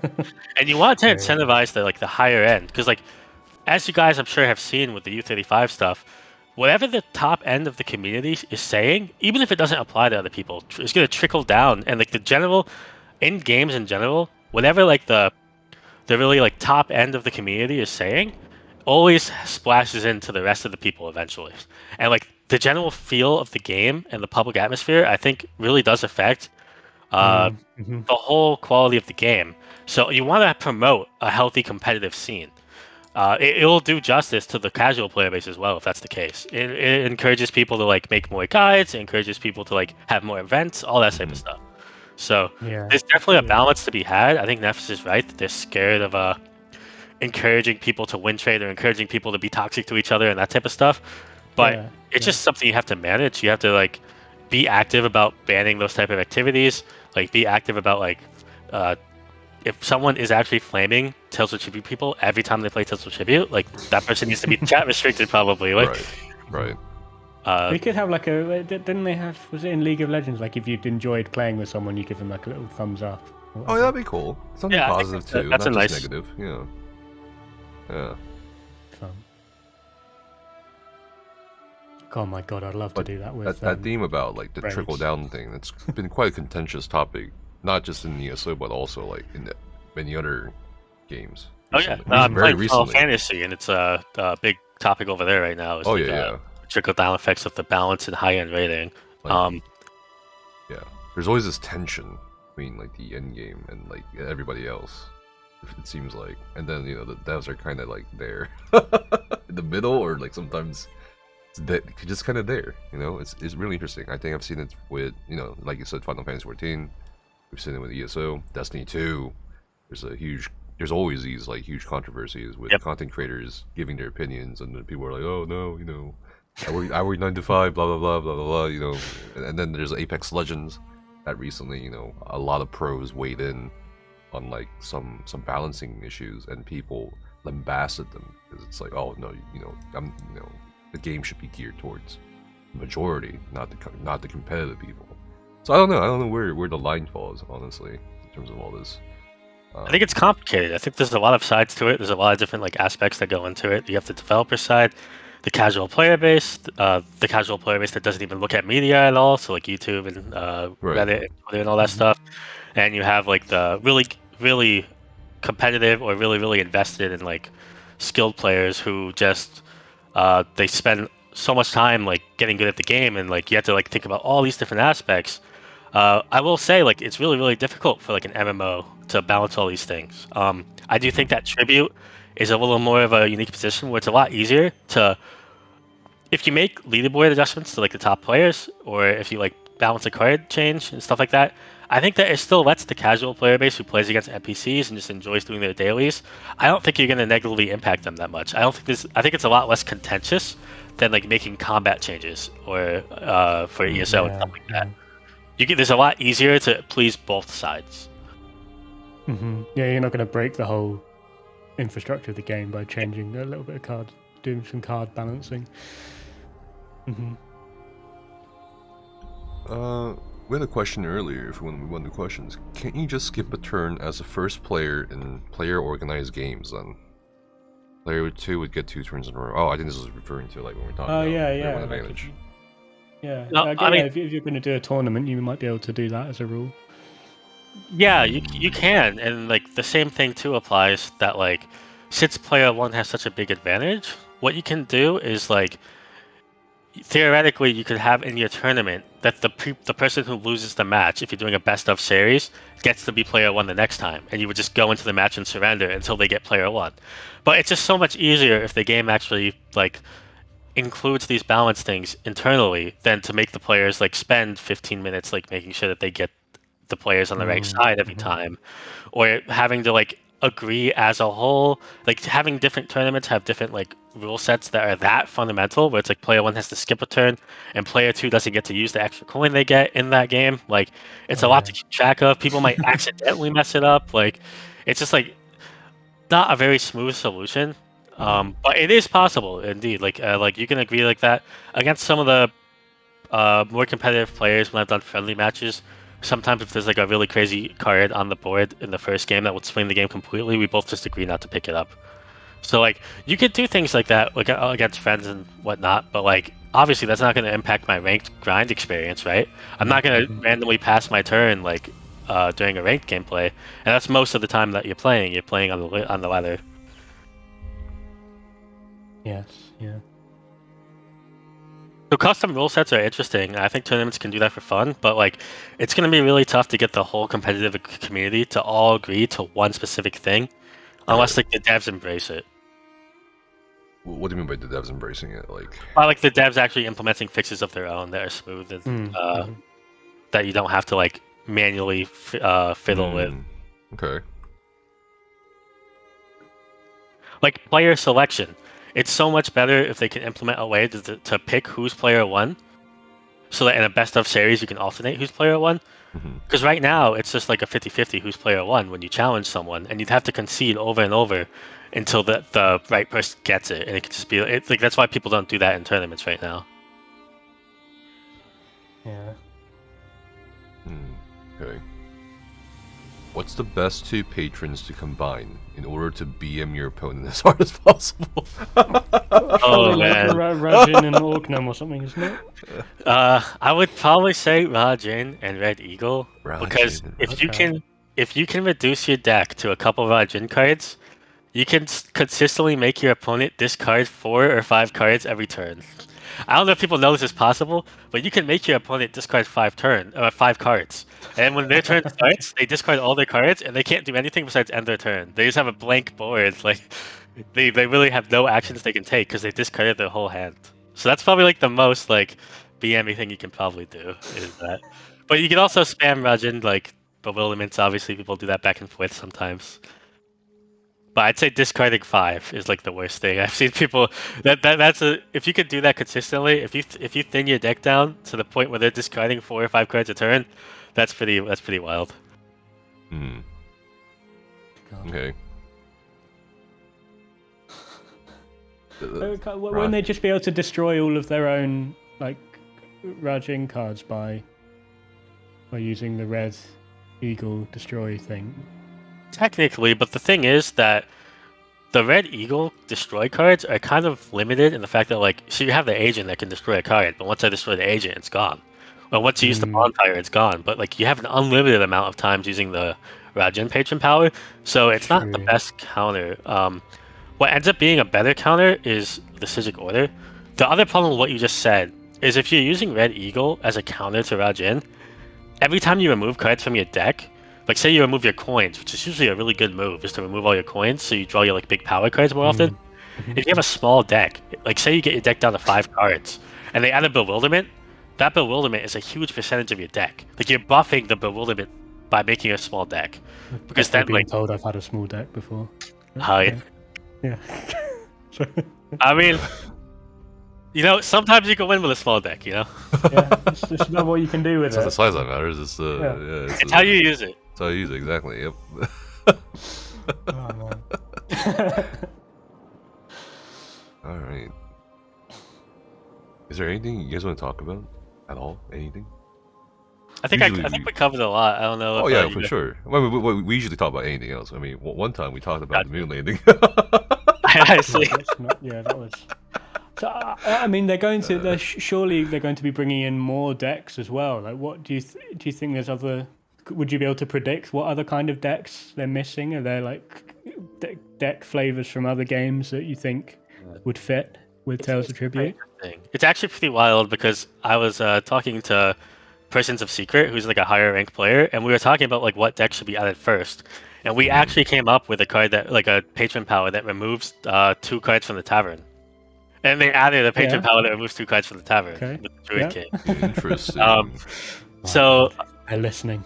Yeah. So what cards would they could add is really, really interesting. They're willing to add new mechanics, like we saw with the Druid King, which is so cool because the Druid King does so many different things in all of the other decks. Like it lets you interact with the opponent, even on their turn. You could be like gaining benefits. That's like a huge game shifting thing.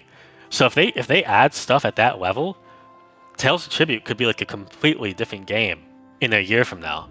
You add a few decks that have these crazy rulings, and like you have all these new combinations, and like so much can be different. That like the space is really awesome, and like I'm so glad to see that they're willing to like take that unique step of making like crazy new decks.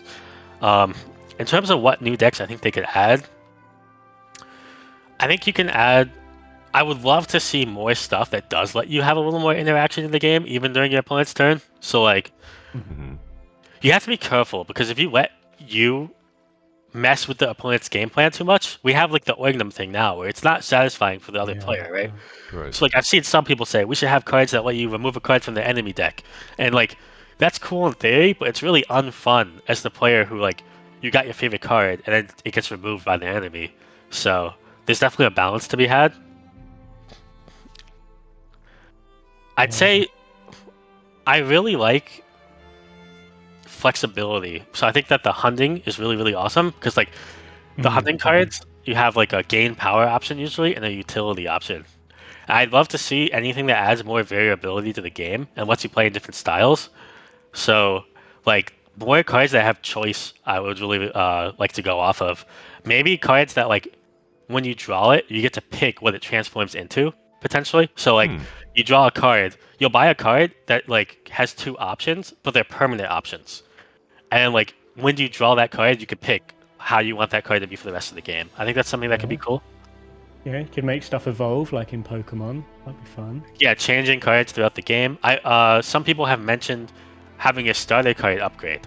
So that like the idea would be like so you have like your Crow card or like your blue starter card, the little scroll that gives 1 gold, and maybe after you play 4 different blue cards, it upgrades into something else, and that's a pretty cool idea as well. Yeah, I feel like if you play against NPCs, if they pick the green deck, then it's not a choice card; it's just 1 gold, isn't it? Yeah, that's a consistent. That's consistent. The problem, I'm not sure if it's because they had a tough time coding the choice at the turn. Yeah, or if it's just an oversight, but it's been reported plenty of times on the forums and whatnot, so I'm pretty sure it's intentional. Right, yeah. It doesn't really impact the game much either way, but... No, true. Yeah. It'll be the same for both players as well, right? So yeah. It doesn't have to... I missed the beginning. Did you guys ask why the name Pink Apple? Oh, that's a good question. Because I actually knew Pink Apple before they were Pink Apple, actually. Oh my god. Yeah, they were called Tales of Tribute. Pink Apple might be a lady. Well, I wasn't called Tales of Tribute 5 years ago. well, I just mean like, Tales of Tribute. Like, that was your @name, right? Yeah, there was a lot of people who were having a tough time accepting that I had that name and like telling me they were reporting me and stuff. So it ended up having to be changed to something else. Oh, did ZOS force you to change it, or you just voluntarily changed it? I don't want to go too much into details on that, but like basically a lot of people were reporting it, so like it ended up having to be changed. Okay. Yeah. So your username was Tales of Tribute. Yeah, it was. Yeah. Why? Because he loves us. I just thought it was funny. I just thought it would be fun to like I thought it was fun when like people would be talking about Tales of Tribute like in chat, and I'd just be like they'd just be like, oh, like I wish Tales of Tribute took like less time or something. And I'd be like, I'm trying, guys. And then like I think what happened was like 20 people would laugh, and then like 2 people would be like, I'm reporting you. That name shouldn't be allowed. And it's like Really? I don't really understand it, but yeah. I fucking hate ESO players. So, when you started ESO, your name was what? It was just the name of one of my characters. It had nothing to do with it. The name Pink Apple. I've just had like different variations of like Pink. Like my username used to be Pink, just Pink by itself. But I quickly found out that's tough to get. Like, when you like make a character, like Pink is always taken. Like you can't have a Reddit account named Pink. You can't have like characters named Pink in game. So I just kind of went with like something I thought was like cool and unique. I just like felt like it stands out. Like when someone says Pink Apple, you're gonna know who they're talking about. You know? Yeah. Okay. Fine. Do you like apples? How often do you eat an apple? When's the last time? Not particularly. Not too much, honestly. I just think the Pink Apple looks kind of cool. Oh, there's not much that went into it. I'm sorry. There's no like unique backstory about like my upbringing or anything. Your origin story. Pink Apple. Yeah. It would be Pink if that was like a thing. Like I was just called Pink before, but then like I said, it's tough to actually like get that name anywhere. So I just went with something a little more unique. Do you wear a lot of pink? Do you have a lot of pink things? Not particularly. I just kind of stuck with the name. I like the color and just. Do you like the musical artist Pink? I have not listened to Pink. I actually didn't realize that some people might think that I'm a fan of the artist just because the name was Pink, but that did happen sometimes. Oh. What class does Pink Apple main outside of Tales of Tribute? Honestly, like I said, I'm super casual. I just mostly do like questing with my girlfriend and delves, but I recently just been playing Stamina Nightblade. I just like picked up a Lucky Ghost guide that I thought was like pretty fun, and I've been playing. It pretty much does like everything in casual content that I wanted to do. It's pretty fun and enjoyable. Yeah. Nice. I want to get into more competitive content, and in that case, I'll probably end up tanking or healing because I like to be like the utility roles. I feel like they have a little more impact usually, at least in other MMOs. In Final Fantasy, I made Sage, which is one of the healers, and that's why I play like the raids on. And in World of Warcraft, I made Restoration Druid, which is also a healer. I like healing the most, but honestly, like going into ESO, I just haven't really like seen too much interest in the healing. It seems a little like automatic. It seems like like automatically targeting people and stuff like that. It doesn't feel as interactive as the other games I've played. It's a bit more dynamic this patch because they've kind of nerfed the heals that you don't have to think about. You kind of have to aim stuff a little bit more. It's very now. ground based. Yeah, like I said, I'm not in a position to have like a competitive opinion on the like balance of the game, honestly. But eventually, I will end up moving into like a tanking or healing position. Yeah. But for now, I just casually quest on like a Stamina Nightblade. Okay. Good. Yeah, I recommend tanking. I think tanks have by far the most significant effect in ESO. Yeah, and I think I feel like you've probably got good situational awareness if you can think like 3 or 4 Tales of Tribute turns. So you're pretty much. And you can read. Yeah, that's really important. Yeah. Fuse monkeys, they can just like push one button like really hard and consistently. Yeah, Nephis would be scared of playing me in Tribute because I have the capital letter in my name. Let me just say this right now. That is actually a thing, in my opinion. You know what I mean? What? Okay, Ali, so let's say you go up against in Tales of Tribute someone called lowercase x, capital X, big dick writer XX, right? You know what I mean? Like, what do you think is gonna happen? Do you think you're gonna win that Tales of Tribute match? I think like it's gonna be someone under the age of 15 and they don't know what they're doing. Well, there's a reason why I, got number 1 on both Xbox NA and PS NA on launch day. Oh yeah, what was that reason, Nephis? The reason was, I'm just saying, most of the names were not capitalized. There was no proper punctuation / grammar with some of the names. Okay. If I see somebody with, let's say, capital Pink, like P, ink, pink, and then capital A, apple, Pink Apple, I'd be like, this guy's fucking intelligent. You know what I mean? This guy's a worthy opponent. You know what I mean? But if I meet somebody with lowercase name, like I don't know, like fucking John 3146, I'm like, yeah, this is gonna be an easy one. And most of the Wait. time I am correct. I'm just saying. Here's my plan then. Here's my plan. I changed my name to XX Pink Apple, all lowercase with like numbers like at the end, like XX Pink Apple 227, like, and then people will underestimate me, and my rank climbs will be even easier. I'll you'll never know how good I am. You should do it for science. Honestly, I'm just saying it's a consistent pattern. Yeah. Here. Do it for the tournament, the duel of tribute tournament. Yeah. And then people like they'll give up in the duel as well. Or does it work the other way around in the duel? Like the more stupid your name looks, like the stronger you are at dueling. No clue. I think there might be something to that. Yeah. So I don't know. Like all the best PvP players, they're called like XX Dark, Zephyrot, XXX Sniper, Headshot 420 or something. You know. Oh man. Well, yeah. Okay. So if we want to see more of you, Pink Apple, where do we find you? I believe you're on YouTube. I have a YouTube channel that's purely Tales of Tribute focused. I might potentially go into more MMO general stuff later, but I have a lot of content that I want to get up for Tales of Tribute first. There's a lot of stuff I want to get everything covered for Tribute beforehand, and I think I'll always be sticking with Tales of Tribute. So every time they add new decks or patches like that, I want to cover them. I have a new guide out for the Druid King deck that covers every single card. It talks about all the mechanics. It's just Pink Apple on YouTube. And soon I'll be starting the Twitch stream Tales of Tribute gameplay. Yeah, I plan on doing that when the Druid King deck comes out. I want to be day one streaming the Druid King deck. And I'll be commentating all my thoughts on the game and what I'm doing during my turns. I'll be doing matches against viewers, all that type of stuff. Holy shit. Okay. Oh, son of stream snipe. Yeah, that'll happen.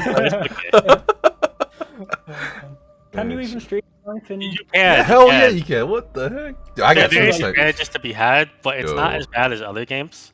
But there is advantages to be had for sure. But honestly, like, it's not the biggest deal to me. I'm not gonna be hung up on people stream sniping. I think the best players are still gonna rise to the top all the time, and like I said, all that like extra metagame stuff, like when you queue up and stuff like that, it doesn't really matter right now. The game's like not competitive enough for that stuff to be like what prohibits you from being a good player. Okay. Well, I look forward to seeing it. Yep. I'll also on the YouTube side, I'm gonna have a updated tier list that go for like all of the changes. So like when update 36 comes out, I'll have a deck guide for every single deck, like and what that means, like what U36 means for those decks. Oh yeah. Brilliant. And you guys can see it in the quality content channel in the ESOU server or channel that follows it. Yeah, that's pretty much it. Wait, thanks so much for coming in. Yeah, thank you. Yeah, thanks for having me on. Yeah. Hopefully we have another Tales of Tribute thing like a year or two down the line when the game's like much more expanded. It sounds like we're going to be getting new decks, like semi-free at least. So the game might look really different moving forward. Oh yeah, for sure. Talking about Tales of Tribute makes me want to kind of play Tales of Tribute right now. God damn. Yeah, let's go do that. Yeah, okay, I'll get the name changed and I'll meet you. Alright. We'll see. Alright. Yeah, that'll be it. Thank you. I'll see you guys soon. Bye bye. Thanks everyone.